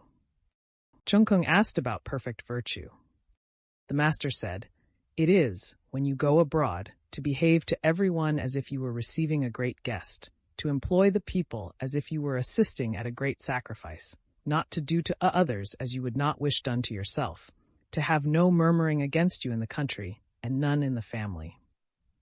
Chungkung said, though I am deficient in intelligence and vigor, I will make it my business to practice this lesson. Chap 3. 1. Sima Yu asked about perfect virtue. 2. The master said, the man of perfect virtue is cautious and slow in his speech. 3. Cautious and slow in his speech, said Niu. Is this what is meant by perfect virtue? The master said, when a man feels the difficulty of doing, can he be other than cautious and slow in speaking? Chap 4.1. Sima Yu asked about the superior man. The master said, the superior man has neither anxiety nor fear. 2. Being without anxiety or fear, said Nu, does this constitute what we call the superior man? 3. The master said, when internal examination discovers nothing wrong, what is there to be anxious about? What is there to fear? Chap 1. Sima Yu, full of anxiety, said, other men all have their brothers, I only have not. 2. Seisha said to him, there is the following saying which I have heard. Death and life have their determined appointment, riches and honors depend upon heaven. 4. Let the superior man never fail reverentially to order his own conduct, and let him be respectful to others and observant of propriety, then all within the 4 seas will be his brothers. What has the superior man to do with being distressed because he has no brothers? Chapum 6. Chichang asked what constituted intelligence. The master said, he with whom neither slander that gradually soaks into the mind, nor statements that startle like a wound in the flesh are successful, may be called intelligent indeed. Yea, he with whom neither soaking slander nor startling statements are successful may be called far-seeing. Chap 1. Chikung asked about government. The master said, the requisites of government are that there be sufficiency of food, sufficiency of military equipment, and the confidence of the people in their ruler. 2. Shekung said, if it cannot be helped, and one of these must be dispensed with, which of the 3 should be foregone first? The military equipment, said the master. 3. Shekung again asked, if it cannot be helped, and one of the remaining 2 must be dispensed with, which of them should be foregone? The master answered, part with the food. From of old, death has been the lot of all men, but if the people have no faith in their rulers, there is no standing for the state. Chap 8.1. Chitsa-chang said, in a superior man, it is only the substantial qualities which are wanted. Why should we seek for ornamental accomplishments? 2. Chikung said, alas, your words, sir, show you to be a superior man, but 4 horses cannot overtake the tongue. 3. Ornament is as substance. Substance is as ornament. The hide of a tiger or a leopard stripped of its hair is like the hide of a dog or a goat stripped of its hair. Chap 9.1. The Duke I inquired of Yuzo, saying, the year is one of scarcity, and the returns for expenditure are not sufficient. What is to be done? 2. Yuzo replied to him, why not simply tithe the people? 3. With 2/10, said the Duke, I find it not enough. How could I do with that system of 1/10?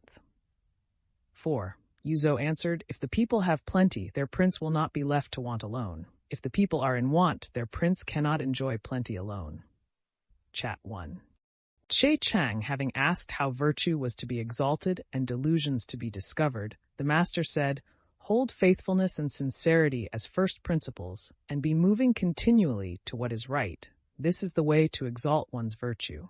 2. You love a man and wish him to live. You hate him and wish him to die. Having wished him to live, you also wish him to die. This is a case of delusion. 3. It may not be on account of her being rich, yet you come to make a difference." Chap Lev 1. The Duke Qing of Qi asked Confucius about government.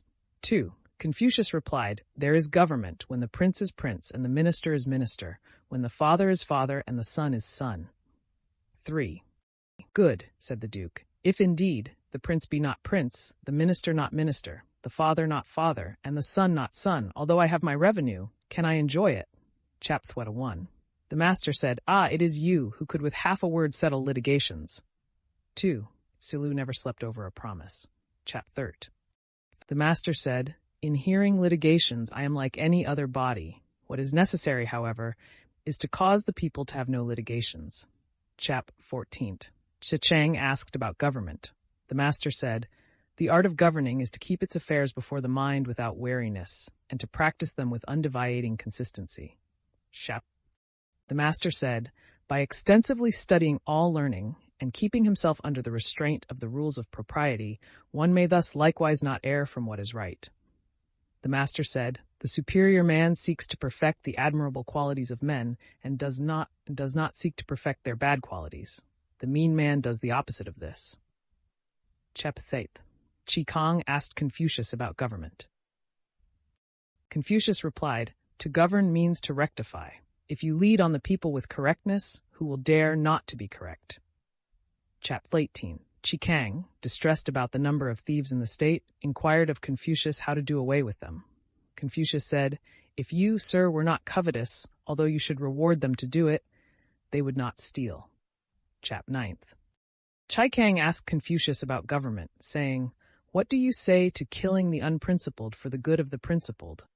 Confucius replied, "Sir, in carrying on your government, why should you use killing at all? Let your evinced desires be for what is good, and the people will be good. The relation between superiors and inferiors is like that between the wind and the grass. The grass must bend when the wind blows across it." Chak 1. Se Chang asked, "What must the officer be who may be said to be distinguished?" 2. The master said, "What is it you call being distinguished?" 3. Se Chang replied, "It is to be heard of through the state, to be heard of throughout his clan." 4. The master said, "That is notoriety, not distinction." 5. Now the man of distinction is solid and straightforward, and loves righteousness. He examines people's words and looks at their countenances. He is anxious to humble himself to others. Such a man will be distinguished in the country. He will be distinguished in his clan. 6. As to the man of notoriety, he assumes the appearance of virtue, but his actions are opposed to it, and he rests in this character without any doubts about himself. Such a man will be heard of in the country. He will be heard of in the clan. Chap 21. 1. Fan Chi, rambling with the master under the trees about the rain altars, said, "I venture to ask how to exalt virtue, to correct cherished evil, and to discover delusions." 2. The master said, "Truly a good question." 3. If doing what is to be done be made the first business, and success a secondary consideration, is not this the way to exalt virtue? To assail one's own wickedness and not assail that of others? Is not this the way to correct cherished evil? For a morning's anger to disregard one's own life and involve that of his parents, is not this a case of delusion? Chap 2. 1. Fan Chi asked about benevolence. The master said, "It is to love all men." He asked about knowledge. The master said, "It is to know all men." 2. Fan Chi did not immediately understand these answers. 3. The master said, "Employ the upright and put aside all the crooked. In this way the crooked can be made to be upright." 4. Fan Chi retired, and seeing Tse Xia, he said to him, "A little while ago, I had an interview with our master, and asked him about knowledge. He said, 'Employ the upright and put aside all the crooked. In this way, the crooked will be made to be upright. What did he mean? 5. Sashia said, truly rich is his saying. 6. Shun, being in possession of the kingdom, selected from among all the people, and employed Cao Yao, on which all who were devoid of virtue disappeared. Tang, being in possession of the kingdom, selected from among all the people, and employed Yin, and all who were devoid of virtue disappeared. Chapter 3. Sekung asked about friendship. The master said, faithfully admonish your friend and skillfully lead him on. If you find him impracticable, stop. Do not disgrace yourself. Chap 4th hint. The philosopher Sang said, the superior man on grounds of culture meets with his friends, and by their friendship helps his virtue. Book 3, T.A. Lu, Chap 1:1. Se Lu asked about government. The master said, go before the people with your example, and be laborious in their affairs. 2. He requested further instruction and was answered, be not weary in these things. Chap 2:1. Chung Kung, being chief minister to the head of the Qi family, asked about government. The master said, employ first the services of your various officers, pardon small faults, and raise to office men of virtue and talents. 2. Chung Kung said, how shall I know the men of virtue and talent, so that I may raise them to office? He was answered, raise to office those whom you know. As to those whom you do not know, will others neglect them? Chap 1. Chalu said, the ruler of Wei has been waiting for you, in order with you to administer the government. What will you consider the first thing to be done? 2. The master replied, what is necessary is to rectify names. So, indeed, said Chalu, you are wide of the mark. Why must there be such rectification? 4. The master said, how uncultivated you are, you. A superior man, in regard to what he does not know, shows a cautious reserve. 5.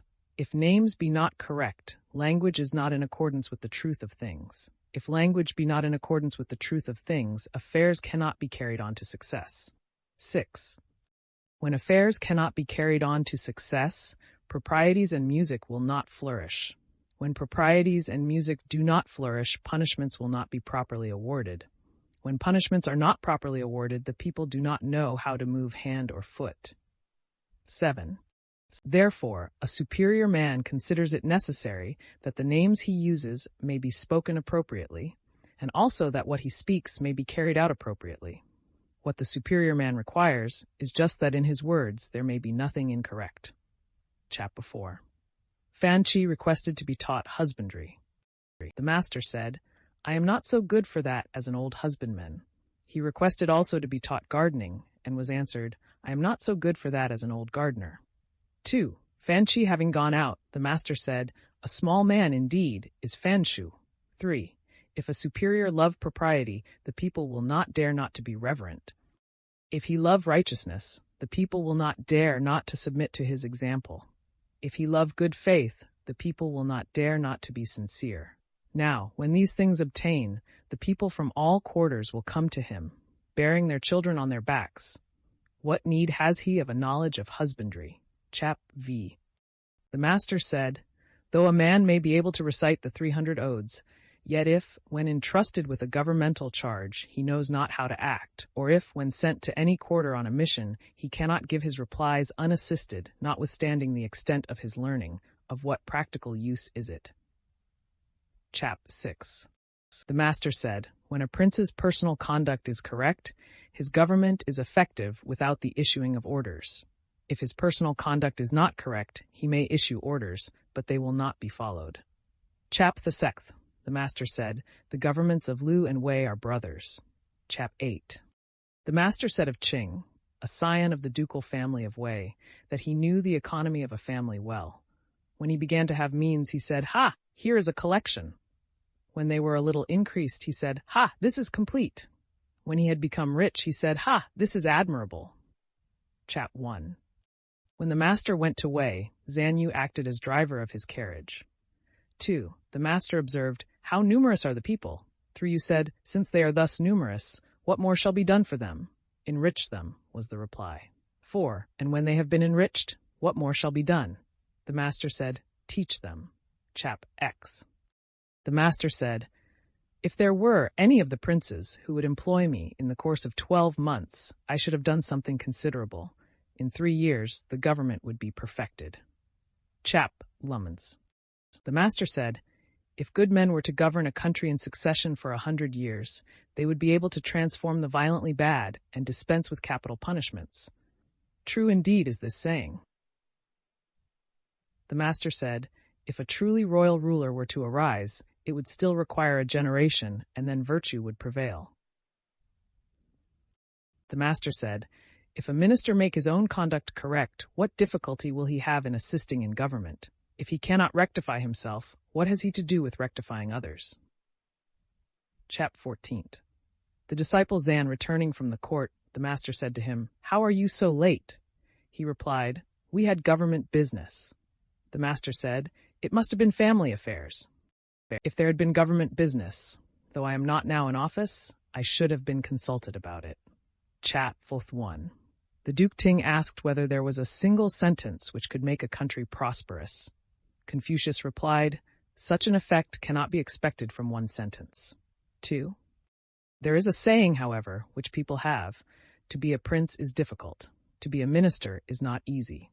3. If a ruler knows this, the difficulty of being a prince, may there not be expected from this one sentence the prosperity of his country? 4. The Duke then said, is there a single sentence which can ruin a country? Confucius replied, such an effect as that cannot be expected from one sentence. There is, however, the saying which people have, I have no pleasure in being a prince, but only in that no one can offer any opposition to what I say. If a ruler's words be good, is it not also good that no one oppose them? But if they are not good and no one opposes them, may there not be expected from this one sentence the ruin of his country? Chap 16:1. The Duke of Shay asked about government. 2. The master said, good government obtains when those who are near are made happy and those who are far off are attracted. Chap Sweth. Says Shia, being governor of Chufu, asked about government. The master said, do not be desirous to have things done quickly. Do not look at small advantages. Desire to have things done quickly prevents their being done thoroughly. Looking at small advantages prevents great affairs from being accomplished. Chap 13:1. The Duke of Shay informed Confucius, saying, among us here there are those who may be styled upright in their conduct. If their father have stolen a sheep, they will bear witness to the fact. 2. Confucius said, among us, in our part of the country, those who are upright are different from this. The father conceals the misconduct of the son, and the son conceals the misconduct of the father. Uprightness is to be found in this. Chap 19. Fan Chi asked about perfect virtue. The master said, it is, in retirement, to be sedately grave, in the management of business, to be reverently attentive, in intercourse with others, to be strictly sincere. Though a man go among rude, uncultivated tribes, these qualities may not be neglected. Chaks 1.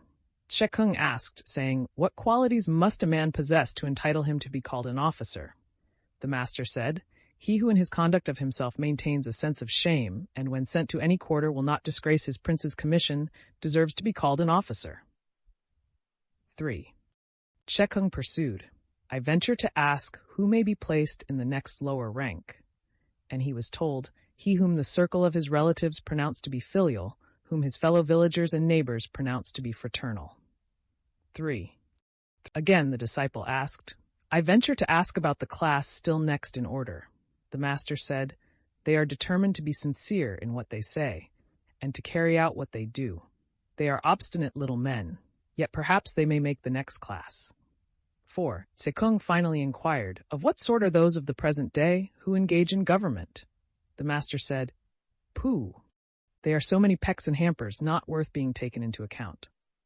Chapyathewin. The master said, since I cannot get men pursuing the due medium to whom I might communicate my instructions, I must find the ardent and the cautiously decided. The ardent will advance and lay hold of truth. The cautiously decided will keep themselves from what is wrong. Chap Theth. 1. The master said, the people of the South have a saying, a man without constancy cannot be either a wizard or a doctor. Good, too. Inconstant in his virtue, he will be visited with disgrace. The Mathriad, this arises simply from not attending to the prognostication. Chap 13. The master said, the superior man is affable, but not adulatory. The mean man is adulatory, but not affable. Chap. Datster a plaint. Chikung asked, saying, what do you say of a man who is loved by all the people of his neighborhood? The master replied, we may not for that accord our approval of him. And what do you say of him who is hated by all the people of his neighborhood? The master said, we may not for that conclude that he is bad. It is better than either of these cases that the good in the neighborhood love him and the bad hate him. Chap. 14. The master said, the superior man is easy to serve and difficult to please. If you try to please him in any way which is not accordant with right, he will not be pleased. But in his employment of men, he uses them according to their capacity. The mean man is difficult to serve and easy to please. If you try to please him, though it be in a way which is not accordant with right, he may be pleased. But in his employment of men, he wishes them to be equal to everything. Chap. 6. The master said, the superior man has a dignified ease without pride. The mean man has pride without a dignified ease. Chap. 12. The master said, the firm, the enduring, the simple, and the modest are near to virtue. Chap. 8. Chalu asked, saying, what qualities must a man possess to entitle him to be called a scholar? The master said, he must be thus, earnest, urgent, and bland. Among his friends, earnest and urgent. Among his brethren, bland. Chapter 19. The master said, let a good man teach the people 7 years, and they may then likewise be employed in war. Chapter 6. The master said, to lead an uninstructed people to war is to throw them away. Book 14. Xian 1. Xian asked what was shameful. The master said, when good government prevails in a state, to be thinking only of salary, and when bad government prevails, to be thinking in the same way only of salary, this is shameful. Chap. 2. 1. When the love of superiority, boasting, resentments, and covetousness are repressed, this may be deemed perfect virtue. 2. The master said, this may be regarded as the achievement of what is difficult, but I do not know that it is to be deemed perfect virtue. Chap. 3. The master said, the scholar who cherishes the love of comfort is not fit to be deemed a scholar. Chap. 4. The master said, when good government prevails in a state, language may be lofty and bold, and actions the same. When bad government prevails, the actions may be lofty and bold, but the language may be with some reserve. The master said, the virtuous will be sure to speak correctly, but those whose speech is good may not always be virtuous.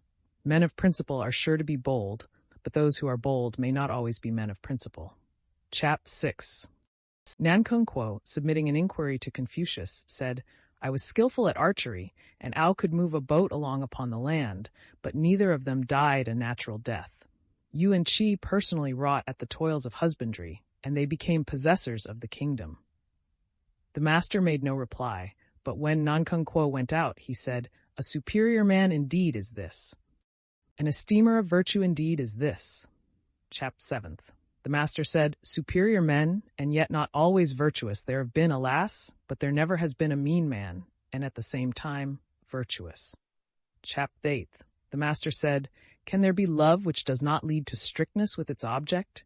Can there be loyalty which does not lead to the instruction of its object? Aing. The master said, in preparing the governmental notifications, Pishan first made the rough draft.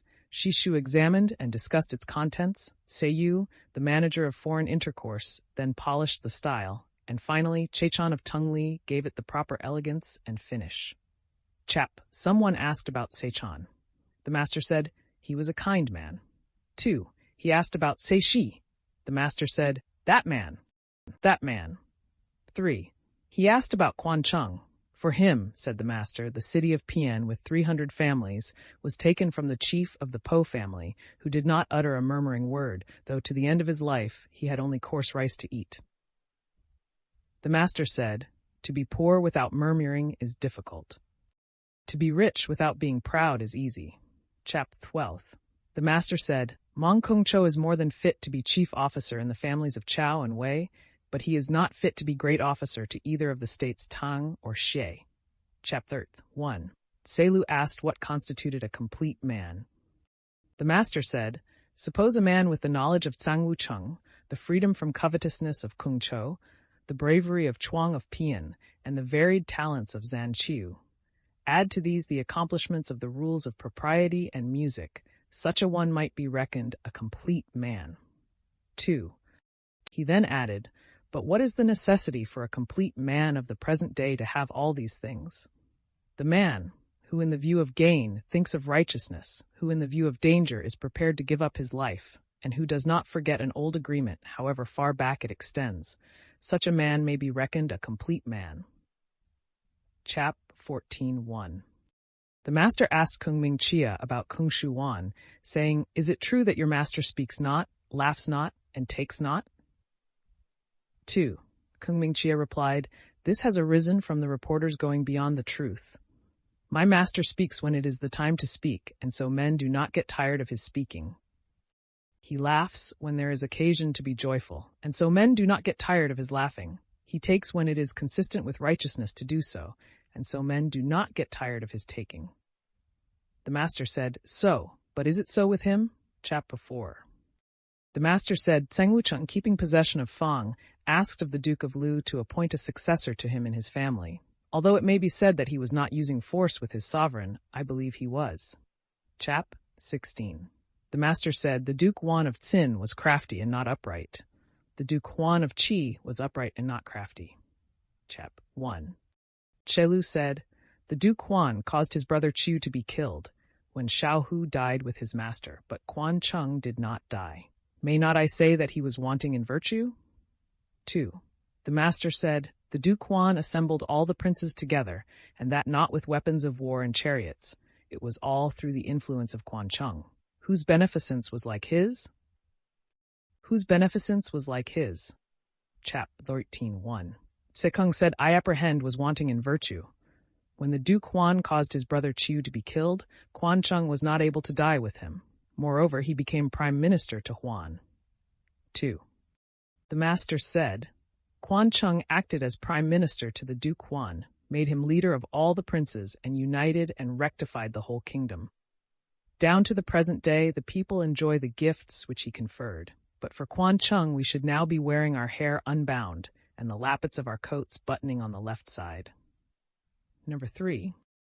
Will you require from him the small fidelity of common men and common women who would commit suicide in a stream or ditch, no one knowing anything about them? Chap 9. The great officer, Xian, who had been family minister to Kung Shu Wan, ascended to the prince's court in company with Wan. 2. The master, having heard of it, said he deserved to be considered Wan, the accomplished.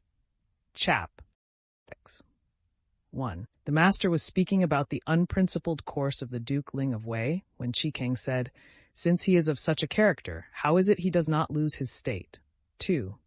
Confucius said, the Chung Shu Yu has the superintendence of his guests and of strangers. The litanist, To, has the management of his ancestral temple, and Wang Sun Chia has the direction of the army and forces.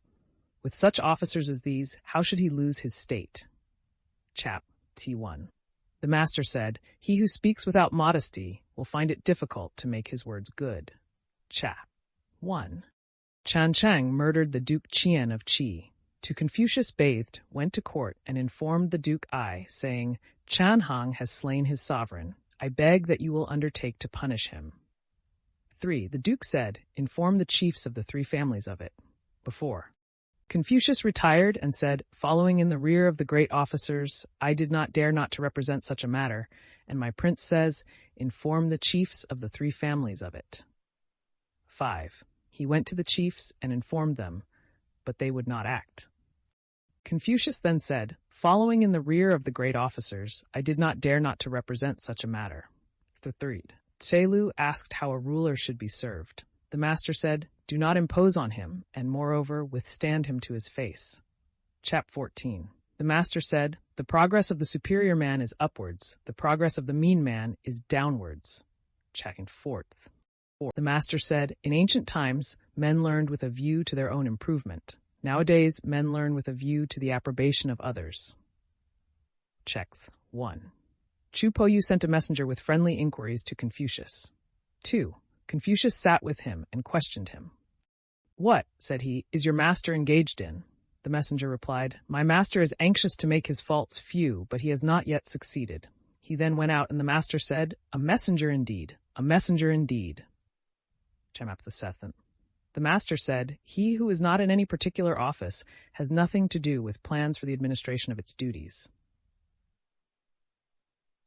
The philosopher Sang said, "The superior man in his thoughts does not go out of his place." Chap 9. The master said, "The superior man is modest in his speech, but exceeds in his actions." Chap Dex 1. The master said, "The way of the superior man is threefold, but I am not equal to it. Virtuous, he is free from anxieties. Wise, he is free from perplexities. Bold, he is free from fear." 2. Tsekung said, "Master, that is what you yourself say." Chap Top. Tsekung was in the habit of comparing men together. The master said, "Some must have reached a high pitch of excellence. Now I have not leisure for this." The master said, "I will not be concerned at men's not knowing me. I will be concerned at my own want of ability." Chap the 3rd. The master said, "He who does not anticipate attempts to deceive him, nor think beforehand of his not being believed, and yet apprehends these things readily when they occur, is he not a man of superior worth?" Chapter 4th. 1. Wei Shangmao said to Confucius, "Chu, how is it that you keep roosting about? Is it not that you are an insinuating talker?" 2. Confucius said, "I do not dare to play the part of such a talker, but I hate obstinacy." Chap 4th. The master said, "A horse is called a chi, not because of its strength, but because of its other good qualities." In 6. 1. Someone said, "What do you say concerning the principle that injury should be recompensed with kindness?" 2. The master said, "With what then will you recompense kindness?" 3. Recompense injury with justice, and recompense kindness with kindness. Chapter 1. The master said, "Alas, there is no one that knows me." 2. Tsekung said, "What do you mean by thus saying that no one knows you?" The master replied, "I do not murmur against heaven. I do not grumble against men. My studies lie low, and my penetration rises high. But there is heaven, that knows me." Chap 1. The Kungpo Liao, having slandered Se Lu to Chisun, Seifu Qingpo informed Confucius of it, saying, "Our master is certainly being led astray by the Kungpo Liao, but I have still power enough left to cut Liao off and expose his corpse in the market and in the court." 2. The master said, "If my principles are to advance, it is so ordered. If they are to fall to the ground, it is so ordered. What can the Kungpo Liao do where such ordering is concerned?" Chap D99 1. The master said, "Some men of worth retire from the world. 2. Some retire from particular states. 3. Some retire because of disrespectful looks. 4. Some retire because of contradictory language." Chap XL. The master said, "Those who have done this are 7 men." Chap Silu happening to pass the night in Shimon, the gatekeeper said to him, "Whom do you come from?" Silu said, "From Mr. Kung." "It is he, is it not?" said the other, "who knows the impracticable nature of the times, and yet will be doing in them." Chapslet Seth 1.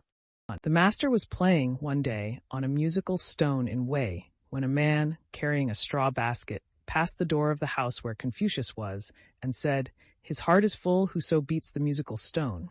2. A little while after, he added, "How contemptible is the one-ideaed obstinacy those sounds display. When one is taken no notice of, he has simply at once to give over his wish for public employment. Deep water must be crossed with the clothes on. Shallow water may be crossed with the clothes held up."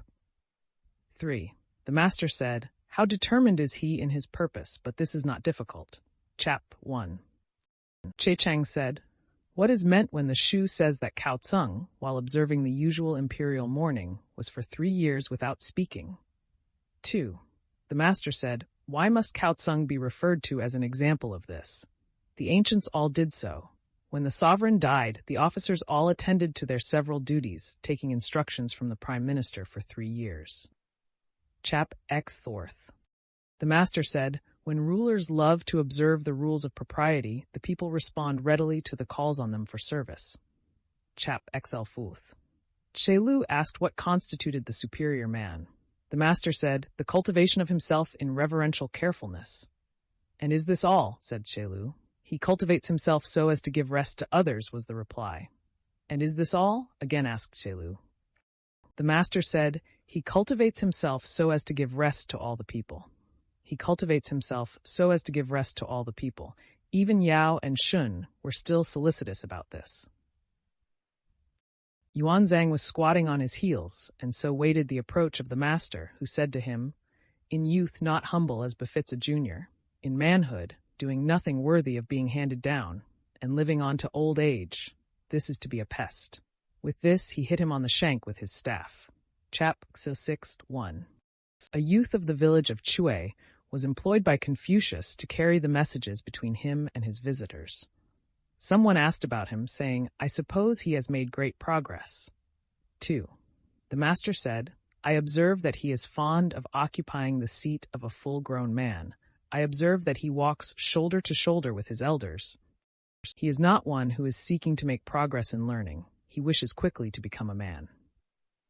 Book 3, Wuling Kung, Chap 1. The Duke Ling of Wei asked Confucius about tactics. Confucius replied, "I have heard all about sacrificial vessels, but I have not learned military matters." On this, he took his departure the next day. 2. When he was in Chan, their provisions were exhausted, and his followers became so ill that they were unable to rise. 3. Tse Lu, with evident dissatisfaction, said, "Has the superior man likewise to endure in this way?" The master said, "The superior man may indeed have to endure want, but the mean man, when he is in want, gives way to unbridled license." Chap 2:1. The master said, "Tse, you think, I suppose, that I am one who learns many things and keeps them in memory?" 2. Tse Kung replied, "Yes, but perhaps it is not so." 3. "No," was the answer. "I seek a unity all-pervading." Chap 3. The master said, "You, those who know virtue, are few." Chap 4. The master said, "May not Shun be instanced as having governed efficiently without exertion?" What did he do? He did nothing but gravely and reverently occupy his royal seat. Chap Phi 1. Tse Chang asked how a man should conduct himself so as to be everywhere appreciated. 2. The master said, "Let his words be sincere and truthful, and his actions honorable and careful. Such conduct may be practiced among the rude tribes of the south or the north. If his words be not sincere and truthful, and his actions not honorable and careful, will he, with such conduct, be appreciated even in his neighborhood?" 3. When he is standing, let him see those two things, as it were, fronting him. When he is in a carriage, let him see them attached to the yoke. Then may he subsequently carry them into practice. 4. Tse Chang wrote these counsels on the end of his sash. Chap 6:1. The master said, "Truly straightforward was the historiographer Yu. When good government prevailed in his state, he was like an arrow. When bad government prevailed, he was like an arrow." 2. A superior man indeed is Chu Po Yu. When good government prevails in his state, he is to be found in office. When bad government prevails, he can roll his principles up and keep them in his breast. Chap Seth. The master said, "When a man may be spoken with, not to speak to him is to err in reference to the man. When a man may not be spoken with, to speak to him is to err in reference to our words. The wise err neither in regard to their man nor to their words." Chap 8. The master said, "The determined scholar and the man of virtue will not seek to live at the expense of injuring their virtue. They will even sacrifice their lives to preserve their virtue complete." Chap Nang. Shikung asked about the practice of virtue. The master said, "The mechanic, who wishes to do his work well, must first sharpen his tools. When you are living in any state, take service with the most worthy among its great officers, and make friends of the most virtuous among its scholars." Chap X1. Yen Yuan asked how the government of a country should be administered. 2. The master said, "Follow the seasons of Xia." 3. Ride in the state carriage of Yin. 4. Wear the ceremonial cap of Chao. 5. Let the music be the Shao with its pantomimes. 6. Banish the songs of Chang, and keep far from specious talkers. The songs of Chang are licentious. Specious talkers are dangerous. Chap 11. The master said, "If a man take no thought about what is distant, he will find sorrow near at hand." The master said, "It is all over. I have not seen one who loves virtue as he loves beauty." Chap 13. The master said, "Was not Sangwan like one who had stolen his situation? He knew the virtue and the talents of Hui of Liu Xia, and yet did not procure that he should stand with him in court." Chap 4. The master said, "He who requires much from himself and little from others will keep himself from being the object of resentment." Chapter 14. The master said, "When a man is not in the habit of saying, 'What shall I think of this? What shall I think of this?' I can indeed do nothing with him." Chapter 6. The master said, "When a number of people are together for a whole day without their conversation turning on righteousness, and when they are fond of carrying out the suggestions of a small shrewdness, theirs is indeed a hard case." Chapter 13. The master said, "The superior man in everything considers righteousness to be essential. He performs it according to the rules of propriety. He brings it forth in humility. He completes it with sincerity. This is indeed a superior man." Chapter 13. The master said, "The superior man is distressed by his want of ability. He is not distressed by men's not knowing him." The master said, "The superior man dislikes the thought of his name not being mentioned after his death." The master said, "What the superior man seeks is in himself. What the mean man seeks is in others." Chapter 1. The master said, "The superior man is dignified but does not wrangle. He is sociable but not a partisan." The master said, "The superior man does not promote a man simply on account of his words, nor does he put aside good words because of the man." Chapter 3. Shekung asked, saying, "Is there one word which may serve as a rule of practice for all one's life?" The master said, "Is not reciprocity such a word? What you do not want done to yourself, do not do to others." Chapter 14. 1. The master said, "In my dealings with men, whose evil do I blame? Whose goodness do I praise beyond what is proper? If I do sometimes exceed in praise, there must be ground for it in my examination of the individual." 2. This people supplied the ground why the 3 dynasties pursued the path of straightforwardness. The master said, "Even in my early days, a historiographer would leave a blank in his text, and he who had a horse would lend him to another to ride. Now, alas! There are no such things." Chapter 6. The master said, "Specious words confound virtue. Want of forbearance in small matters confounds great plans." Chapter 7. The master said, "When the multitude hate a man, it is necessary to examine into the case. When the multitude like a man, it is necessary to examine into the case." The master said, "A man can enlarge the principles which he follows. Those principles do not enlarge the man." Chapter 9. The master said, "To have faults and not to reform them, this indeed should be pronounced having faults." Chapter XX. The master said, "I have been the whole day without eating, and the whole night without sleeping, occupied with thinking. It was of no use. The better plan is to learn." The master said, "The object of the superior man is truth. Food is not his object. There is plowing. Even in that there is sometimes want. So with learning, emolument may be found in it. The superior man is anxious lest he should not get truth. He is not anxious lest poverty should come upon him." Chapter 1. The master said, "When a man's knowledge is sufficient to attain, and his virtue is not sufficient to enable him to hold, whatever he may have gained, he will lose again. 2. When his knowledge is sufficient to attain, and he has virtue enough to hold fast, if he cannot govern with dignity, the people will not respect him. 3. When his knowledge is sufficient to attain, and he has virtue enough to hold fast, when he governs also with dignity, yet if he try to move the people contrary to the rules of propriety, full excellence is not reached." The master said, "The superior man cannot be known in little matters, but he may be entrusted with great concerns. The small man may not be entrusted with great concerns, but he may be known in little matters." Chapter 14. The master said, "Virtue is more to man than either water or fire. I have seen men die from treading on water and fire, but I have never seen a man die from treading the course of virtue." Falsineth. The master said, "Let every man consider virtue as what devolves on himself. He may not yield the performance of it even to his teacher." The master said, "The superior man is correctly firm and not firm merely." Chapter 7. The master said, "A minister, in serving his prince, reverently discharges his duties and makes his emolument a secondary consideration." Dates. The master said, "In teaching there should be no distinction of classes." Chapter 9. The master said, "Those whose courses are different cannot lay plans for one another." Chap XL. The master said, in language it is simply required that it convey the meaning. XL ones. 1.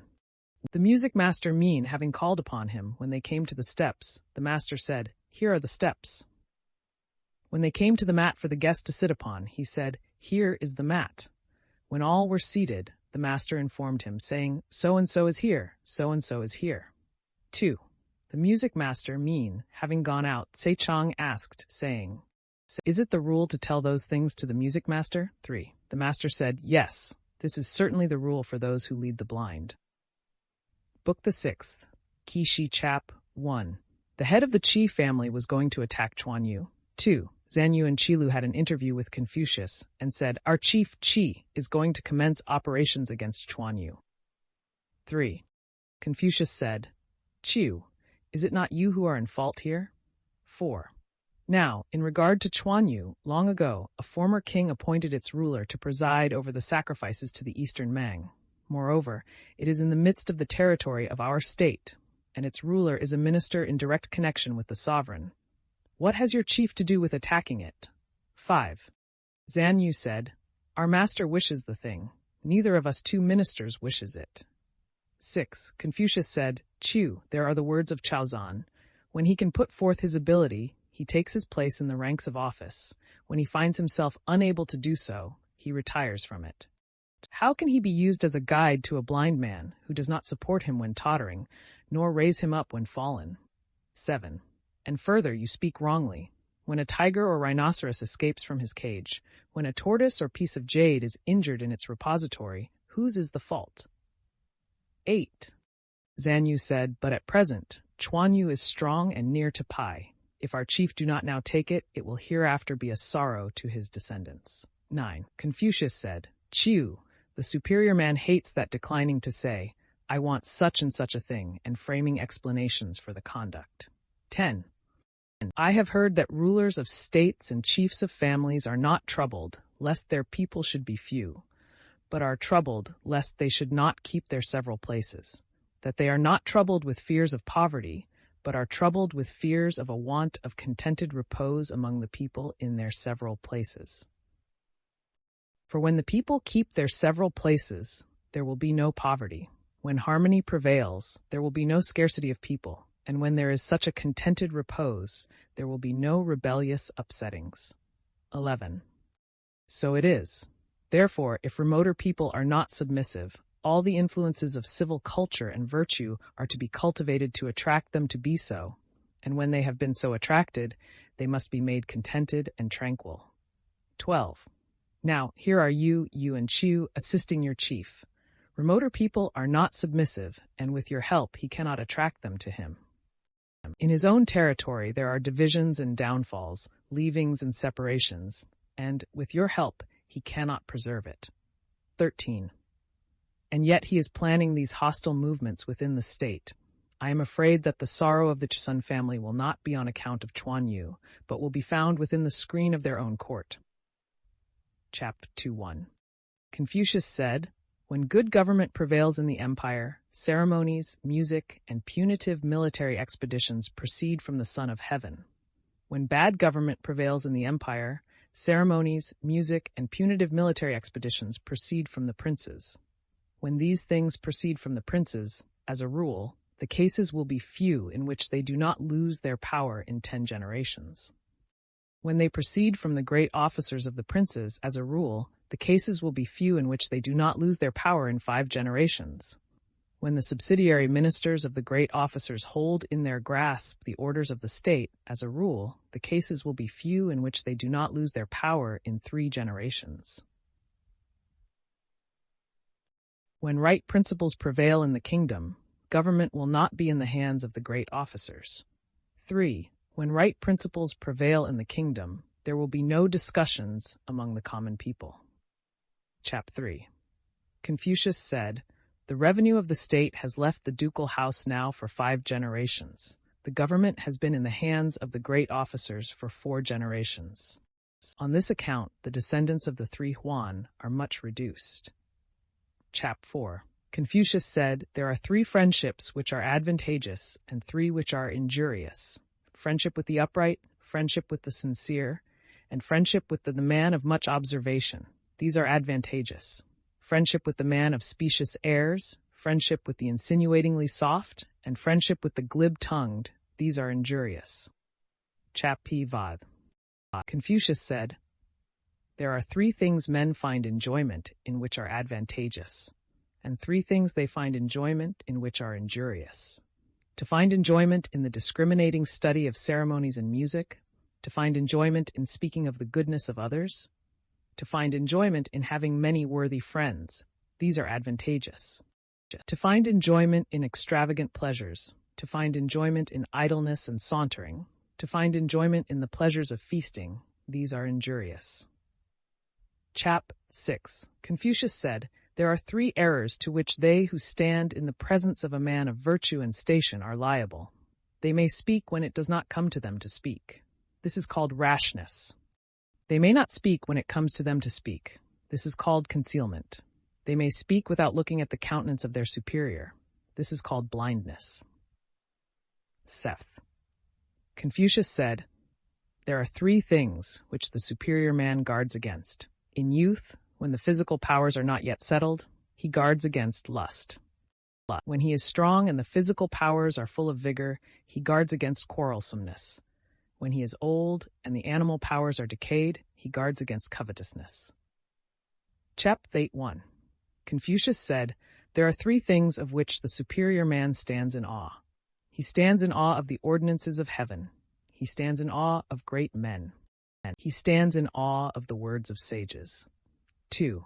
The mean man does not know the ordinances of heaven, and consequently does not stand in awe of them. He is disrespectful to great men. He makes sport of the words of sages." Chap 9. Confucius said, "Those who are born with the possession of knowledge are the highest class of men.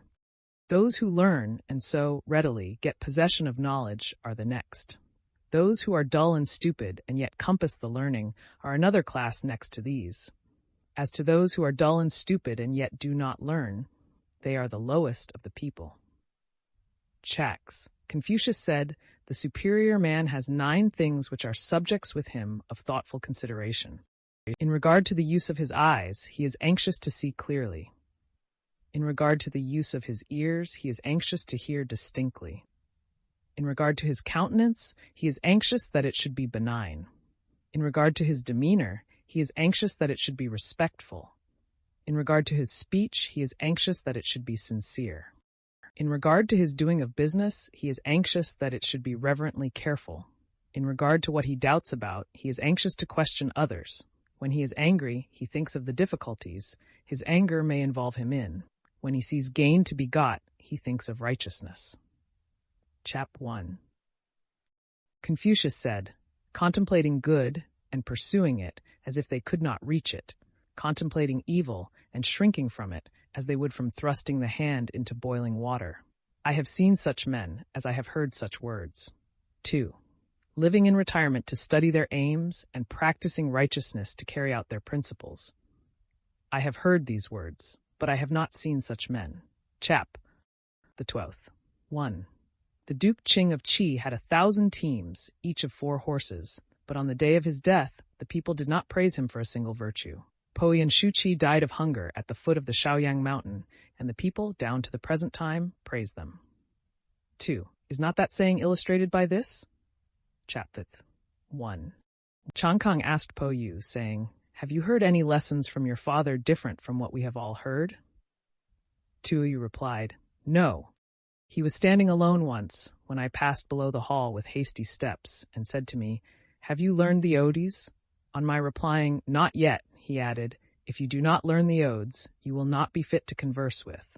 I retired and studied the Odes." 3. Another day, he was in the same way standing alone, when I passed by below the hall with hasty steps, and said to me, 'Have you learned the rules of propriety?' On my replying, 'Not yet,' he added, 'If you do not learn the rules of propriety, your character cannot be established.' I then retired and learned the rules of propriety." 4. I have heard only these 2 things from him. 5. Chen Kang retired and, quite delighted, said, "I asked 1 thing, and I have got 3 things. I have heard about the Odes. I have heard about the rules of propriety. I have also heard that the superior man maintains a distant reserve towards his son. Chapter 14. The wife of the prince of a state is called by him Fuzan. She calls herself Xiao Tung. The people of the state call her Chun Fuzan, and to the people of other states they call her Gua Xiao Chun. The people of other states also call her Chun Fuzan. Book Suen, Yang Ho, Chap on 1. Yang Ho wished to see Confucius, but Confucius would not go to see him. On this, he sent a present of a pig to Confucius, who, having chosen a time when Ho was not at home, went to pay his respects for the gift. He met him, however, on the way. Ho said to Confucius, "Come, let me speak with you." He then asked, "Can he be called benevolent who keeps his jewel in his bosom and leaves his country to confusion?" Confucius replied, "No." "Can he be called wise, who is anxious to be engaged in public employment, and yet is constantly losing the opportunity of being so?" Confucius again said, "No. The days and months are passing away, the years do not wait for us." Confucius said, "Right, I will go into office." Chap. A sec. The master said, "By nature, men are nearly alike. By practice, they get to be wide apart." Chap. 3. The master said, "There are only the wise of the highest class and the stupid of the lowest class who cannot be changed." Chap. 4. 1. The master, having come to Wuchang, heard there the sound of stringed instruments and singing. 2. Well pleased and smiling, he said, "Why use an ox knife to kill a fowl?" 3. Tseyu replied, "Formerly, master, I heard you say, when the man of high station is well instructed, he loves men. When the man of low station is well instructed, he is easily ruled." 4. The master said, "My disciples, Yen's words are right. What I said was only in sport." Chap Vai. Kungshan Fuzhao, when he was holding pie, and in an attitude of rebellion, invited the master to visit him, who was rather inclined to go. 2. Shelu was displeased and said, "Indeed, you cannot go. Why must you think of going to see Kungshan?" 3. The master said, "Can it be without some reason that he has invited me? If anyone employ me, may I not make an Eastern chow?" Sichang asked Confucius about perfect virtue. Confucius said, "To be able to practice 5 things everywhere under heaven constitutes perfect virtue." He begged to ask what they were, and was told, gravity, generosity of soul, sincerity, earnestness, and kindness. If you are grave, you will not be treated with disrespect. If you are generous, you will win all. If you are sincere, people will repose trust in you. If you are earnest, you will accomplish much. If you are kind, this will enable you to employ the services of others. 1. Pishi inviting him to visit him, the master was inclined to go. 2. Shelu said, "Master, formerly I have heard you say, when a man in his own person is guilty of doing evil, a superior man will not associate with him. Pishi is in rebellion, holding possession of Chengmao. If you go to him, what shall be said?" 3. The master said, "Yes, I did use these words. But is it not said that if a thing be really hard, it may be ground without being made thin? Is it not said that if a thing be really white, it may be steeped in a dark fluid without being made black?" 4. Am I a bitter gourd? How can I be hung up out of the way of being eaten?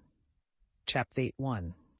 The master said, Have you heard the 6 words to which are attached 6 becloudings?" You replied, "I have not." 2. Sit down, and I will tell them to you. 3. There is the love of being benevolent without the love of learning. The beclouding here leads to a foolish simplicity. There is the love of knowing without the love of learning. The beclouding here leads to dissipation of mind. There is the love of being sincere without the love of learning. The beclouding here leads to an injurious disregard of consequences. There is the love of straightforwardness without the love of learning. The beclouding here leads to rudeness. There is the love of boldness without the love of learning. The beclouding here leads to insubordination. There is the love of firmness without the love of learning. The beclouding here leads to extravagant conduct. Chap. 1. The master said, "My children, why do you not study the book of poetry?" 2. The odes serve to stimulate the mind. 3. They may be used for purposes of self-contemplation. 4. They teach the art of sociability. 5. They show how to regulate feelings of resentment. 6. From them you learn the more immediate duty of serving one's father, and the remoter one of serving one's prince. 7. From them we become largely acquainted with the names of birds, beasts, and plants. The master said to Po Yu, "Do you give yourself to the Chaonan and the Shaonan?" The man who has not studied the Chaonan and the Shaonan is like one who stands with his face right against a wall. Is he not so? Chap 11. The master said, "It is according to the rules of propriety," they say. "It is according to the rules of propriety," they say. "Are gems and silk all that is meant by propriety?" "It is music," they say. "It is music," they say. "Are bells and drums all that is meant by music?" Chap Seth. The master said, "He who puts on an appearance of stern firmness while inwardly he is weak is like one of the small, mean people. Yea, is he not like the thief who breaks through or climbs over a wall?" Chap 30. The master said, "Your good, careful people of the villages are the thieves of virtue." Chap 14. The master said, "To tell as we go along what we have heard on the way is to cast away our virtue." Chap 41. The master said, "There are those mean creatures. How impossible it is along with them to serve one's prince." 2. While they have not got their aims, their anxiety is how to get them. When they have got them, their anxiety is lest they should lose them. 3. When they are anxious lest such things should be lost, there is nothing to which they will not proceed. Chap 16. 1. The master said, "Anciently, men had 3 failings, which now perhaps are not to be found. 2. The high-mindedness of antiquity showed itself in a disregard of small things. The high-mindedness of the present day shows itself in wild license. The stern dignity of antiquity showed itself in grave reserve. The stern dignity of the present day shows itself in quarrelsome perverseness. The stupidity of antiquity showed itself in straightforwardness. The stupidity of the present day shows itself in sheer deceit." Chap Sittuet. The master said, "Fine words and an insinuating appearance are seldom associated with virtue." Chap 13. The master said, "I hate the manner in which purple takes away the luster of vermilion. I hate the way in which the songs of Chang confound the music of the Ya. I hate those who with their sharp mouths overthrow kingdoms and families." Chap 19. 1. The master said, "I would prefer not speaking." 2. Tsei Kung said, "If you, master, do not speak, what shall we, your disciples, have to record?" 3. The master said, "Does heaven speak? The 4 seasons pursue their courses, and all things are continually being produced, but does heaven say anything?" Chap Rex. Zhu Pai wished to see Confucius, but Confucius declined, on the ground of being sick to see him. When the bearer of this message went out at the door, the master took his lute and sang to it, in order that Pei might hear him. Chap Yen. 1. Saiwo asked about the 3 years' mourning for parents, saying that 1 year was long enough. 2. If the superior man, said he, abstains for 3 years from the observances of propriety, those observances will be quite lost. If for 3 years he abstains from music, music will be ruined. 3. Within a year the old grain is exhausted, and the new grain has sprung up, and in procuring fire by friction, we go through all the changes of wood for that purpose. After a complete year, the mourning may stop. 4. The master said, "If you were, after a year, to eat good rice and wear embroidered clothes, would you feel at ease?" "I should," replied Wo 5. The master said, "If you can feel at ease, do it. But a superior man, during the whole period of mourning, does not enjoy pleasant food which he may eat, nor derive pleasure from music which he may hear. He also does not feel at ease if he is comfortably lodged. Therefore he does not do what you propose. But now you feel at ease and may do it." 6. Saiwo then went out, and the master said, "This shows you's want of virtue. It is not till a child is 3 years old that it is allowed to leave the arms of its parents. And the 3 years' mourning is universally observed throughout the empire. Did you enjoy the 3 years' love of his parents?" The master said, "Hard is it to deal with him, who will stuff himself with food the whole day, without applying his mind to anything good. Are there not gamesters and chess players? To be one of these would still be better than doing nothing at all." Chap 13. Silu said, "Does the superior man esteem valor?" The master said, "The superior man holds righteousness to be of highest importance. A man in a superior situation, having valor without righteousness, will be guilty of insubordination. One of the lower people having valor without righteousness will commit robbery." Chapter 14. 1. Che Kung said, "Has the superior man his hatreds also?" The master said, "He has his hatreds. He hates those who proclaim the evil of others. He hates the man who, being in a low station, slanders his superiors. He hates those who have valor merely and are unobservant of propriety.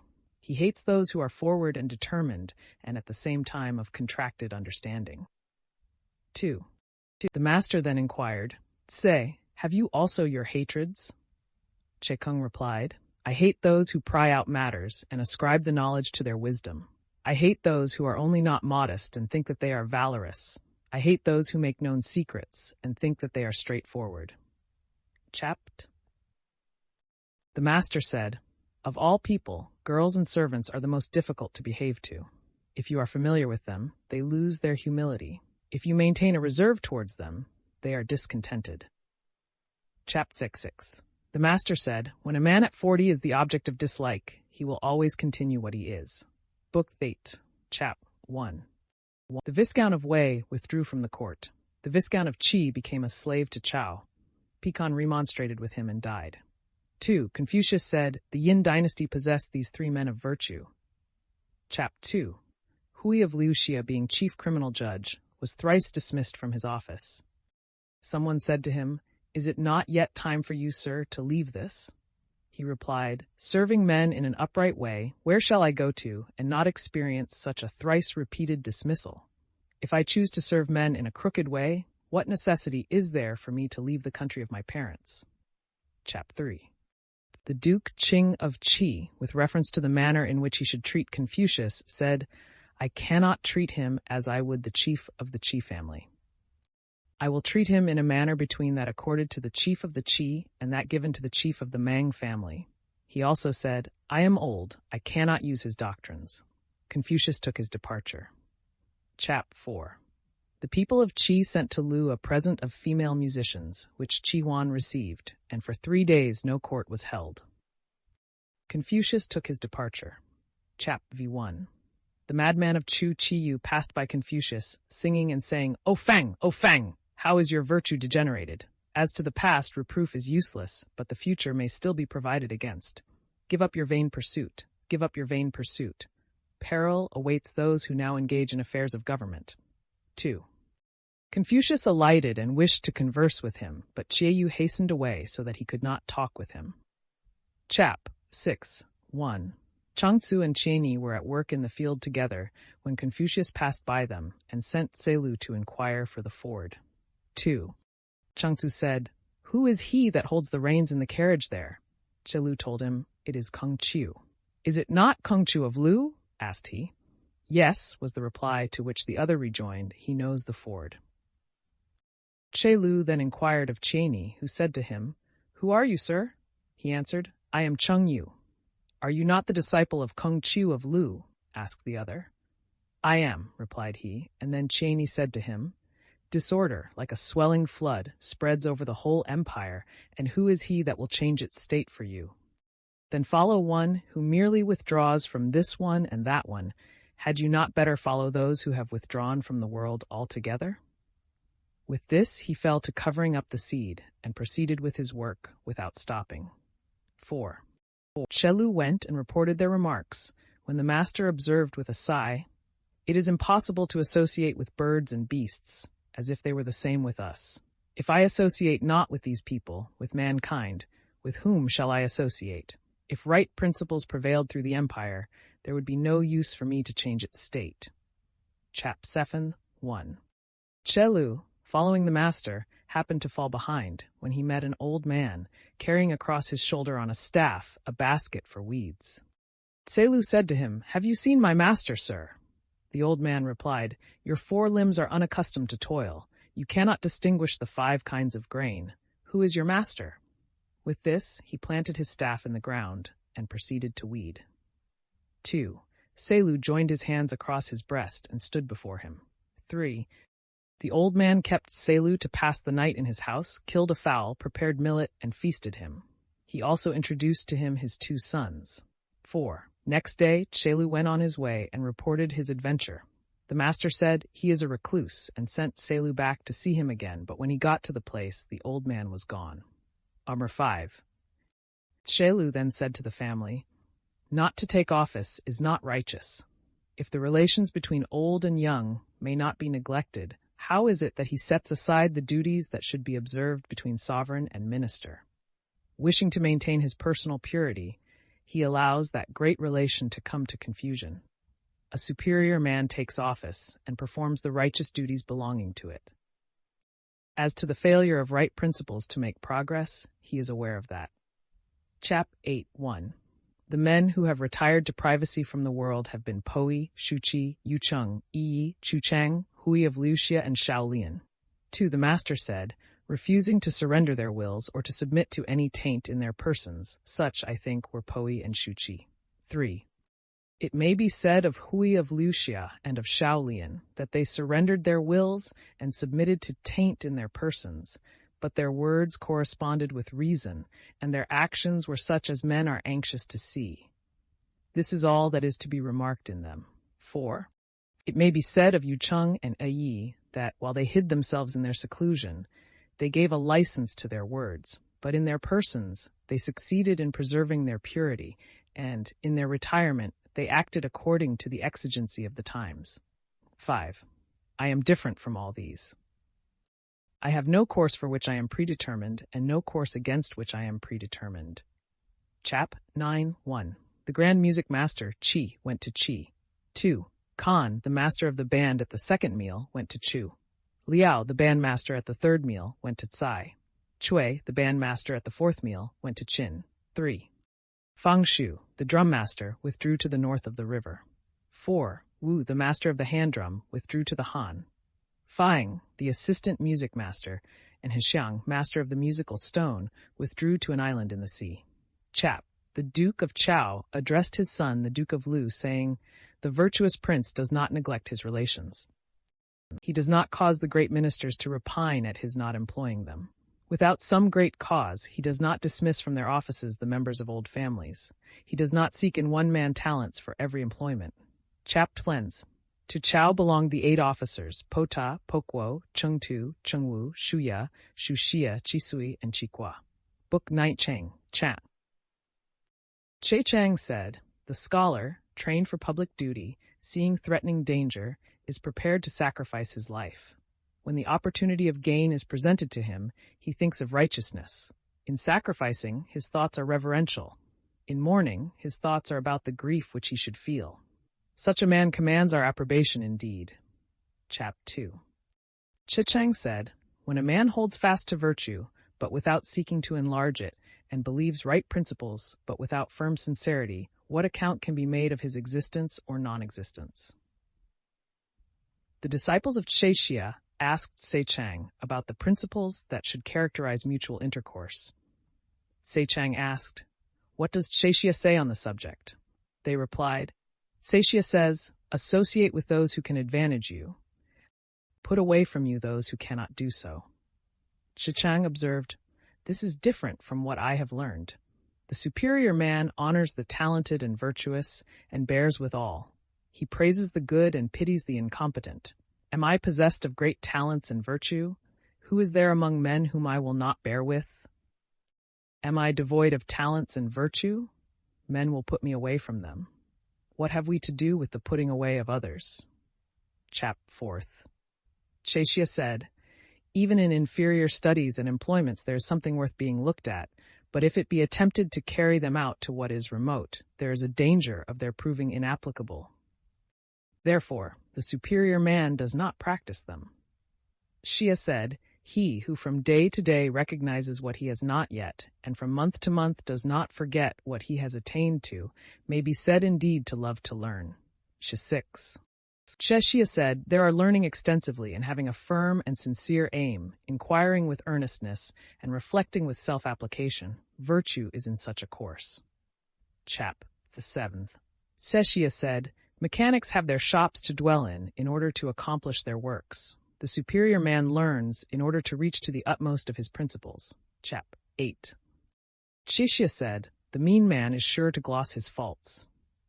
Chapeng. Shishya said, "The superior man undergoes 3 changes. Looked at from a distance, he appears stern. When approached, he is mild. When he is heard to speak, his language is firm and decided." Chapmenx. Shishya said, The superior man, having obtained their confidence, may then impose labors on his people. If he have not gained their confidence, they will think that he is oppressing them. Having obtained the confidence of his prince, one may then remonstrate with him. If he have not gained his confidence, the prince will think that he is vilifying him. Sheshya said, when a person does not transgress the boundary line in the great virtues, he may pass and repass it in the small virtues. Chapter 1. Sheyu said, the disciples and followers of Sheshya, in sprinkling and sweeping the ground, in answering and replying, in advancing and receding, are sufficiently accomplished. But these are only the branches of learning, and they are left ignorant of what is essential. How can they be acknowledged as sufficiently taught? 2. Sheshya heard of the remark and said, alas, Yenyu is wrong.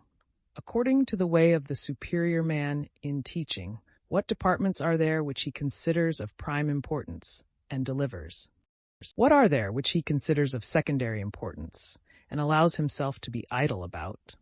But as in the case of plants, which are assorted according to their classes, so he deals with his disciples. How can the way of a superior man be such as to make fools of any of them? Is it not the sage alone who can unite in one the beginning and the consummation of learning? Chapter 13. Sheshya said, the officer, having discharged all his duties, should devote his leisure to learning. The student, having completed his learning, should apply himself to be an officer. Chapter 14. Sheshya said, mourning, having been carried to the utmost degree of grief, should stop with that. Chapter 4. Sheshya said, my friend Chang can do things which are hard to be done, but yet he is not perfectly virtuous. Chapter 16. The philosopher Sang said, how imposing is the manner of Chang. It is difficult along with him to practice virtue. The philosopher Sang said, I heard this from our master. Men may not have shown what is in them to the full extent, and yet they will be found to do so on occasion of mourning for their parents. Chapter 18. The philosopher Sang said, I have heard this from our master. The filial piety of Mang Chuang in other matters was what other men are competent to, but as seen in his not changing the ministers of his father, nor his father's mode of government, it is difficult to be attained to. Chapter 9. The chief of the Mang family having appointed Yang Fu to be chief criminal judge, the latter consulted the philosopher Sang. Sang said, the rulers have failed in their duties, and the people consequently have been disorganized for a long time. When you have found out the truth of any accusation, be grieved for and pity them, and do not feel joy at your own ability. Chap 6. Shekung said Chao's wickedness was not so great as that name implies. Therefore the superior man hates to dwell in a low-lying situation, where all the evil of the world will flow in upon him. Chap Pulim. Shekung said, the faults of the superior man are like the eclipses of the sun and moon. He has his faults, and all men see them. He changes again, and all men look up to him. 1. Kungsan Chao of Wei asked Tse-kung, saying, from whom did Chengni get his learning? 2. Tse-kung replied, the doctrines of Wan and Wu have not yet fallen to the ground. They are to be found among men. Men of talents and virtue remember the greater principles of them, and others, not possessing such talents and virtue, remember the smaller. Thus, all possess the doctrines of Wan and Wu. Where could our master go that he should not have an opportunity of learning them? And yet what necessity was there for his having a regular master? Chapter 31. Shu Sun Wushu observed to the great officers in the court, saying, Sekung is superior to Chengni. 2. Chefu Qingpo reported the observation to Chekung, who said, let me use the comparison of a house and its encompassing wall. My wall only reaches to the shoulders. One may peep over it and see whatever is valuable in the apartments. 3. The wall of my master is several fathoms high. If one do not find the door and enter by it, he cannot see the ancestral temple with its beauties, nor all the officers in their rich array. 4. But I may assume that they are few who find the door. Was not the observation of the chief only what might have been expected? Chap 14. Shusun Wushu, having spoken revilingly of Chengni, Chekung said, it is of no use doing so. Chengni cannot be reviled. The talents and virtue of other men are hillocks and mounds which may be stepped over. Chungni is the sun or moon, which it is not possible to step over. Although a man may wish to cut himself off from the sage, what harm can he do to the sun or moon? He only shows that he does not know his own capacity. Chap, the 20th. 1. Chanse Chin, addressing Tsekung, said, "You are too modest. How can Chungni be said to be superior to you?" 2. Tsekung said to him, "For one word a man is often deemed to be wise, and for one word he is often deemed to be foolish. We ought to be careful indeed in what we say." 3. Our master cannot be attained to, just in the same way as the heavens cannot be gone up to by the steps of a stair. 4. Were our master in the position of the ruler of a state or the chief of a family, we should find verified the description which has been given of a sage's rule. He would plant the people, and forthwith they would be established. He would lead them on, and forthwith they would follow him. He would make them happy, and forthwith multitudes would resort to his dominions. He would stimulate them, and forthwith they would be harmonious. While he lived, he would be glorious. When he died, he would be bitterly lamented. How is it possible for him to be attained to? Book Tenks, Yao Yu Chap 1. Yao said, "O Yu Shun, the heaven-determined order of succession now rests in your person. Sincerely hold fast the due mean. If there shall be distress and want within the 4 seas, the heavenly revenue will come to a perpetual end." 2. Shun also used the same language in giving charge to you. 3. Tang said, "I, the child Li, presume to use a dark-colored victim, and presume to announce to thee, O most great and sovereign God, that the sinner I dare not pardon, and thy ministers, O God, I do not keep in obscurity. The examination of them is by thy mind, O God. If, in my person, I commit offenses, they are not to be attributed to you, the people of the myriad regions. If you in the myriad regions commit offenses, these offenses must rest on my person." 4. Chao conferred great gifts, and the good were enriched. 5. Although he has his near relatives, they are not equal to my virtuous men.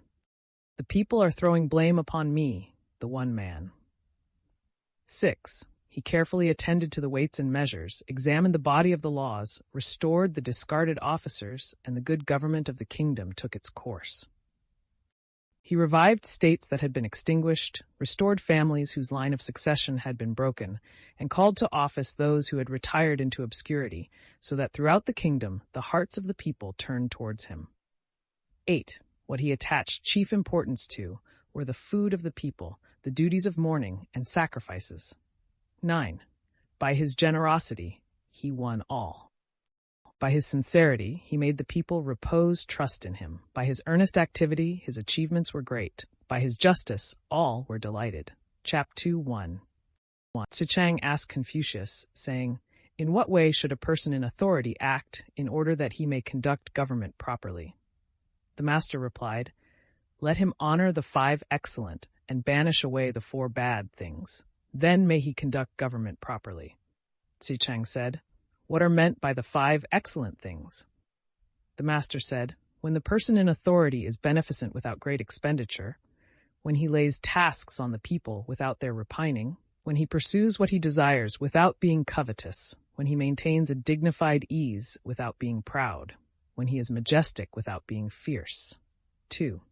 Chechang said, "What is meant by being beneficent without great expenditure?"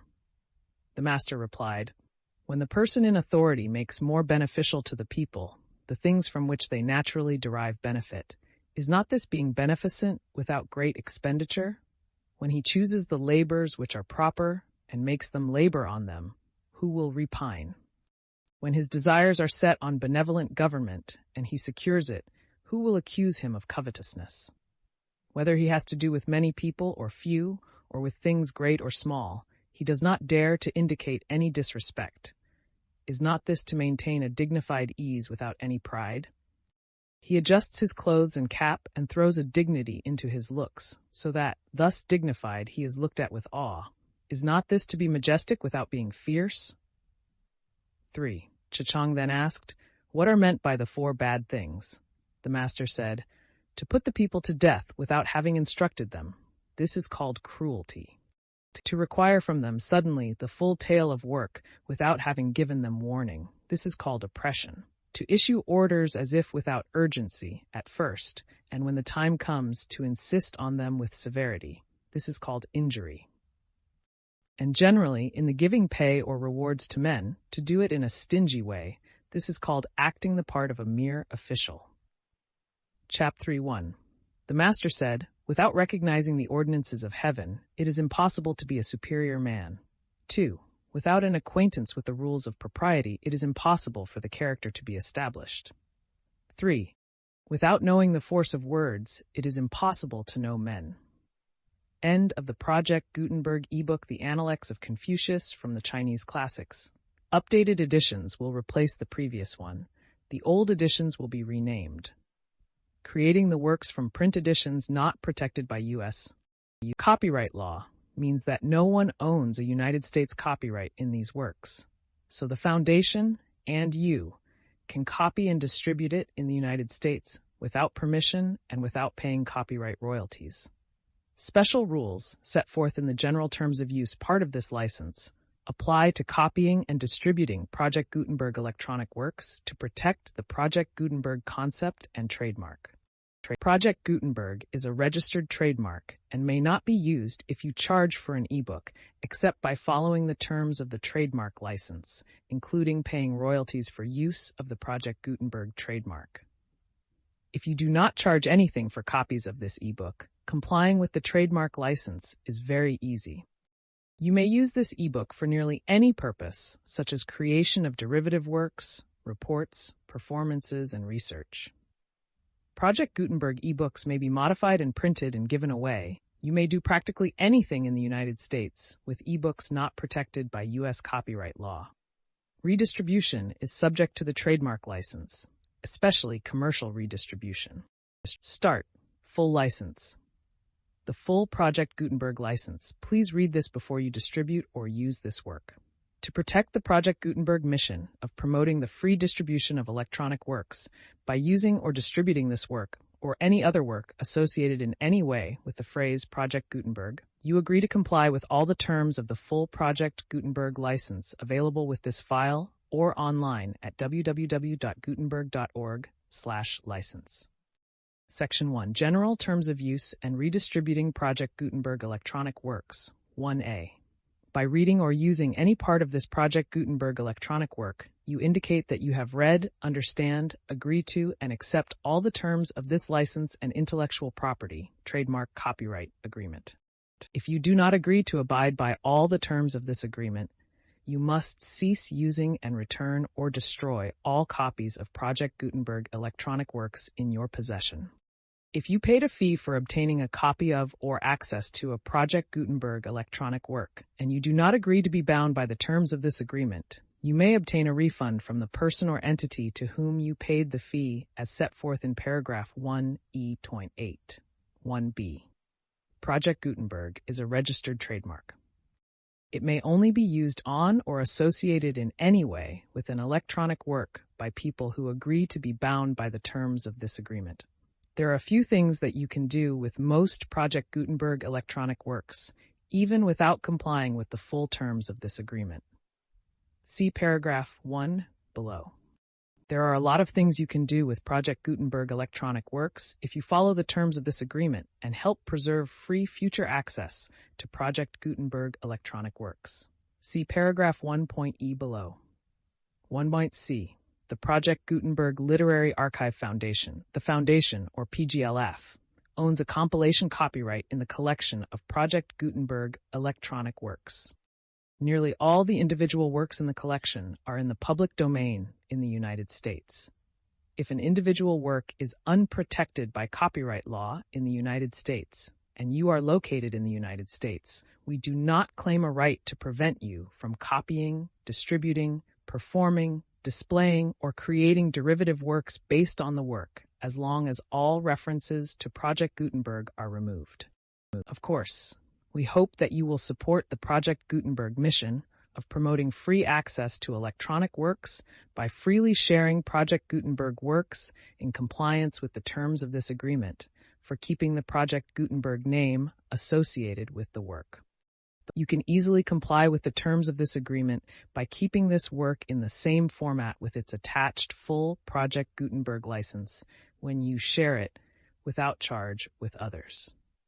1D. The copyright laws of the place where you are located also govern what you can do with this work. Copyright laws in most countries are in a constant state of change. If you are outside the United States, check the laws of your country in addition to the terms of this agreement before downloading, copying, displaying, performing, distributing, or creating derivative works based on this work or any other Project Gutenberg work. The Foundation makes no representations concerning the copyright status of any work in any country other than the United States. 1E. Unless you have removed all references to Project Gutenberg, 1E1. The following sentence, with active links to or other immediate access to the full Project Gutenberg license, must appear prominently whenever any copy of a Project Gutenberg work, any work on which the phrase Project Gutenberg appears, or with which the phrase Project Gutenberg is associated, is accessed, displayed, performed, viewed, copied, or distributed. This ebook is for the use of anyone, anywhere in the United States and most other parts of the world, at no cost and with almost no restrictions whatsoever. You may copy it, give it away, or reuse it under the terms of the Project Gutenberg license included with this ebook or online at www.gutenberg.org. If you are not located in the United States, you will have to check the laws of the country where you are located before using this ebook. 1E2. If an individual Project Gutenberg electronic work is derived from texts not protected by U.S. SWOR copyright law, does not contain a notice indicating that it is posted with permission of the copyright holder, the work can be copied and distributed to anyone in the United States without paying any fees or charges.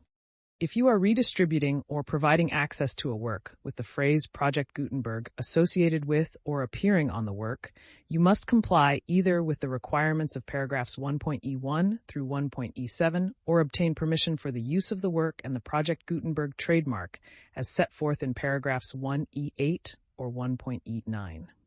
1E3. If an individual Project Gutenberg electronic work is posted with the permission of the copyright holder, your use and distribution must comply with both paragraphs 1.E1 through 1.E.7 and any additional terms imposed by the copyright holder. Additional terms will be linked to the Project Gutenberg license for all works posted with the permission of the copyright holder found at the beginning of this work. 1.E4. Do not unlink or detach or remove the full Project Gutenberg license terms from this work or any files containing a part of this work or any other work associated with Project Gutenberg. 1.5. Do not copy, display, perform, distribute, or redistribute this electronic work or any part of this electronic work without prominently displaying the sentence set forth in paragraph 1.E1 with active links or immediate access to the full terms of the Project Gutenberg license. 1E6. You may convert to and distribute this work in any binary, compressed, marked up, non-proprietary, or proprietary form, including any word processing or hypertext form. However, if you provide access to or distribute copies of a Project Gutenberg work in a format other than plain vanilla ASCII or other format used in the official version posted on the official Project Gutenberg website, www.gutenberg.org, you must, at no additional cost, fee, or expense to the user, provide a copy, a means of exporting a copy, or a means of obtaining a copy upon request of the work in its original plain vanilla ASCII or other form. Any alternate format must include the full Project Gutenberg license as specified in paragraph 1.1. 1E7. Do not charge a fee for access to, viewing, displaying, performing, copying, or distributing any Project Gutenberg works unless you comply with paragraph 1E8.9. 1E8. You may charge a reasonable fee for copies of or providing access to or distributing Project Gutenberg electronic works, provided that you pay a royalty fee of 20% of the gross profits you derive from the use of Project Gutenberg works, calculated using the method you already use to calculate your applicable taxes. The fee is owed to the owner of the Project Gutenberg trademark, but he has agreed to donate royalties under this paragraph to the Project Gutenberg Literary Archive Foundation. Royalty payments must be paid within 60 days following each date on which you prepare or are legally required to prepare your periodic tax returns. Royalty payments should be clearly marked as such and sent to the Project Gutenberg Literary Archive Foundation at the address specified in Section 4, Information about donations to the Project Gutenberg Literary Archive Foundation. You provide a full refund of any money paid by a user who notifies you in writing or by email within 30 days of receipt that he does not agree to the terms of the full Project Gutenberg license. You must require such a user to return or destroy all copies of the works possessed in a physical medium and discontinue all use of and all access to other copies of Project Gutenberg works. You provide, in accordance with paragraph 1F3, a full refund of any money paid for a work or a replacement copy if a defect in the electronic work is discovered and reported to you within 90 days of receipt of the work. You comply with all other terms of this agreement for free distribution of Project Gutenberg works. 1E.9. If you wish to charge a fee or distribute a Project Gutenberg electronic work or group of works on different terms than are set forth in this agreement, you must obtain permission in writing from the Project Gutenberg Literary Archive Foundation, the manager of the Project Gutenberg trademark. Contact the foundation as set forth in Section 3 below. 1F. Project Gutenberg volunteers and employees expend considerable effort to identify, do copyright research on, transcribe, and proofread works not protected by U.S. copyright law in creating the Project Gutenberg collection. Despite these efforts, Project Gutenberg electronic works and the medium on which they may be stored may contain defects, such as but not limited to incomplete, inaccurate, or corrupt data, transcription errors, a copyright or other intellectual property infringement, a defective or damaged disk or other medium, a computer virus, or computer codes that damage or cannot be read by your equipment. 1F2. Limited warranty disclaimer of damages. Except for the right of replacement or refund described in paragraph 1F3, the Project Gutenberg Literary Archive Foundation, the owner of the Project Gutenberg trademark, and any other party distributing a Project Gutenberg electronic work under this agreement, disclaim all liability to you for damages, costs, and expenses, including legal fees. You agree that you have no remedies for negligence, strict liability, breach of warranty, or breach of contract, except those provided in paragraph 1F3. You agree that the foundation, the trademark owner, and any distributor under this agreement will not be liable to you for actual, direct, indirect, consequential, punitive, or incidental damages, even if you give notice of the possibility of such damage. 1F3. Limited right of replacement or refund. If you discover a defect in this electronic work within 90 days of receiving it, you can receive a refund of the money, if any, you paid for it, by sending a written explanation to the person you received the work from. If you received the work on a physical medium, you must return the medium with your written explanation. The person or entity that provided you with the defective work may elect to provide a replacement copy in lieu of a refund. If you received the work electronically, the person or entity providing it to you may choose to give you a second opportunity to receive the work electronically in lieu of a refund. If the second copy is also defective, you may demand a refund in writing without further opportunities to fix the problem. 1F4.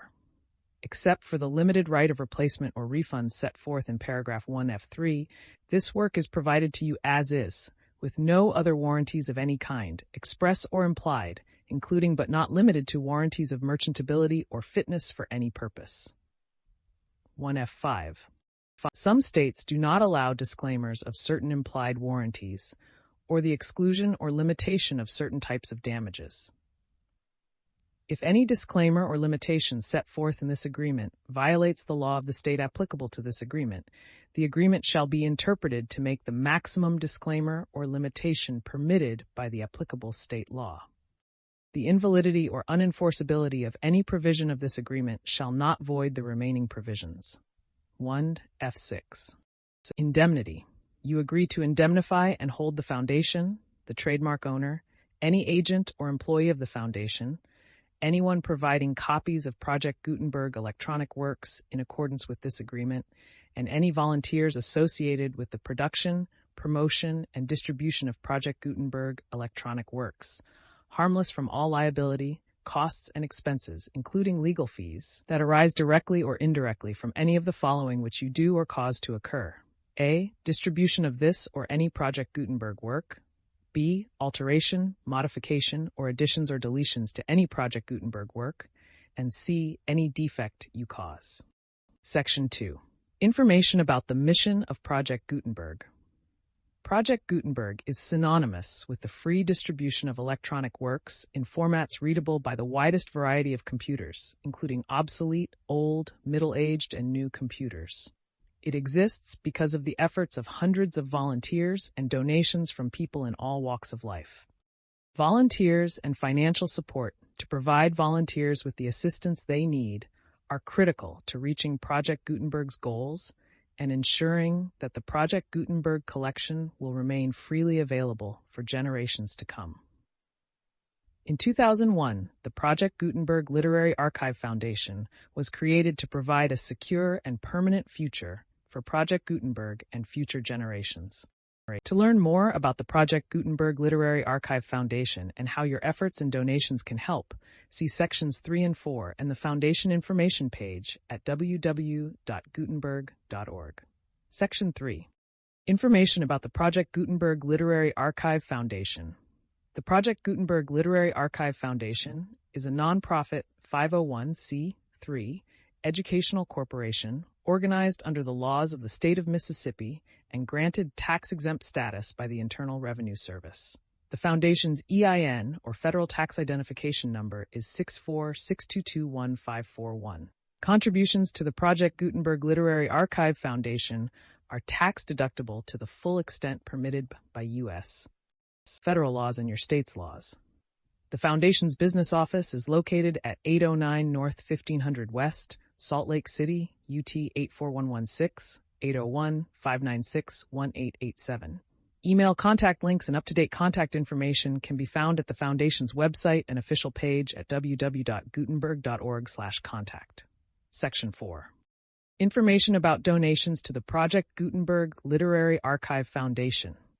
Project Gutenberg depends upon and cannot survive without widespread public support and donations to carry out its mission of increasing the number of public domain and licensed works that can be freely distributed in machine-readable form, accessible by the widest array of equipment, including outdated equipment.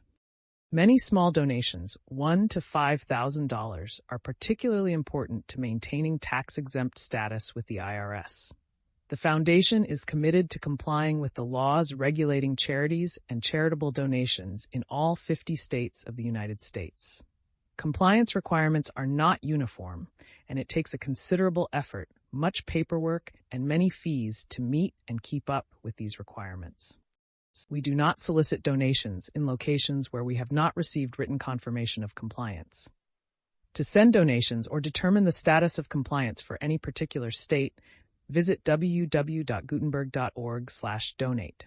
While we cannot and do not solicit contributions from states where we have not met the solicitation requirements, we know of no prohibition against accepting unsolicited donations from donors in such states who approach us with offers to donate.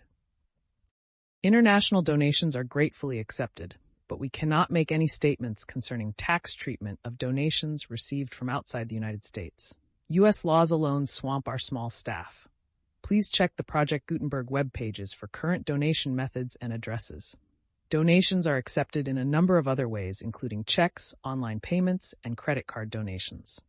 To donate, please visit www.gutenberg.org/donate. Section 5. General information about Project Gutenberg electronic works. Professor Michael S. Hart was the originator of the Project Gutenberg concept of a library of electronic works that could be freely shared with anyone. For 40 years, he produced and distributed Project Gutenberg ebooks with only a loose network of volunteer support. Project Gutenberg ebooks are often created from several printed editions, all of which are confirmed as not protected by copyright in the U.S., unless a copyright notice is included. Thus, we do not necessarily keep ebooks in compliance with any particular paper edition. Most people start at our website, which has the main PG search facility, www.gutenberg.org. This website includes information about Project Gutenberg, including how to make donations to the Project Gutenberg Literary Archive Foundation, how to help produce our new ebooks, and how to subscribe to our email newsletter to hear about new ebooks.